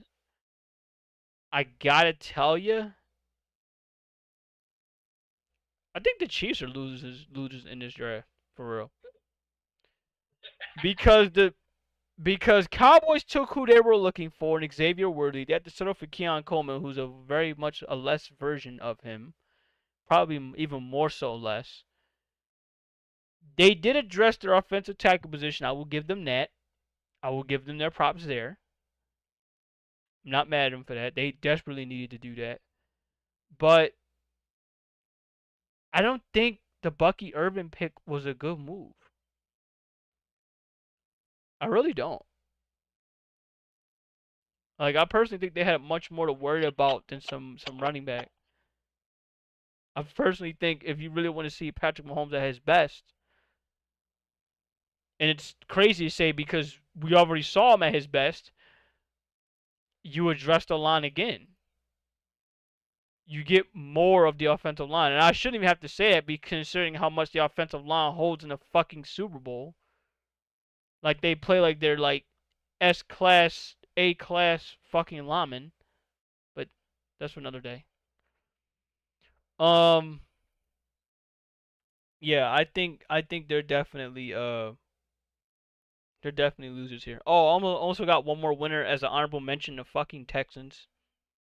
Texans did a very good job, not only in free agency, but clearly did a good job again in the draft. And they didn't even pick. They didn't even have a first round pick, and they still said, "Fuck it, we gonna go come out here and smash this draft by addressing their needs." So congratulations to them. Um, till then, that's everything. Uh, again, everything will come up on Twitter. Post your thoughts on there, whether we crushed it, whether we didn't, whether what team you think are winners, what team you think are losers in this, if this stays the way it stays. Here's my schedule throughout the rest of the week. I'm probably gonna come back at 8 o'clock p.m. for Ghost Recon. So I'm gonna take a fucking nap because god damn did we talk a lot. We talked for practically 3 hours. I'm going to go live when we hang up with the last game in my playoffs before we get to the Dominance Bowl, the TDFL. Yep. So definitely check that out. I will go ahead and send a link through Twitch. Let me go ahead and do that now. Sure. Okay, let me have 12 this to up 5 here. San Diego Aftershocks against the 13-4 Dublin Antlers. Yep, I got no problem having to tune in for that and check that out. This is Doug Bose's link. Definitely check that out if you guys are into more sports. You can have a bit of a fun time with that.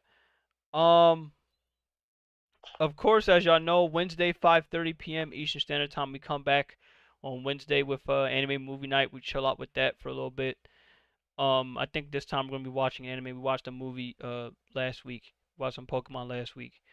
So 4 p.m. I think I have no idea what time the draft starts. They said it was 5 p.m. or I think it's gonna be 8 p.m. if anything. Right? I'll find out the time with that. Cause at first they tell me 5 p.m. and then the next they tell me 8 p.m. I really think if we're gonna have night one of this draft, that shit should start at 8 p.m. No way, no way around. Um, but yeah. Whenever I figure out the time, uh, there's that. But yeah, we will be doing the NFL draft. I don't know if Doug's gonna be there for this draft. Are you? I don't know yet. Okay, just keep me updated whenever. But whether he's here or not, I will be covering the NFL draft again. As always, we do it every year, and we'll see what'll happen in this draft. We'll see if any trades, crazy trades happen, any crazy moves happen. Yeah, I know last time I went nuts when it went to Jalen Carter. I went nuts the year previous when it went to Kobe Dean. I'm kind of slightly disappointed in Kobe Dean, but hey, look. I'm going to make sure people know when we were watching that, I told you both of them were going to be the picks. If you remember, I said they're going to be the picks. I'm saying, thank fucking God.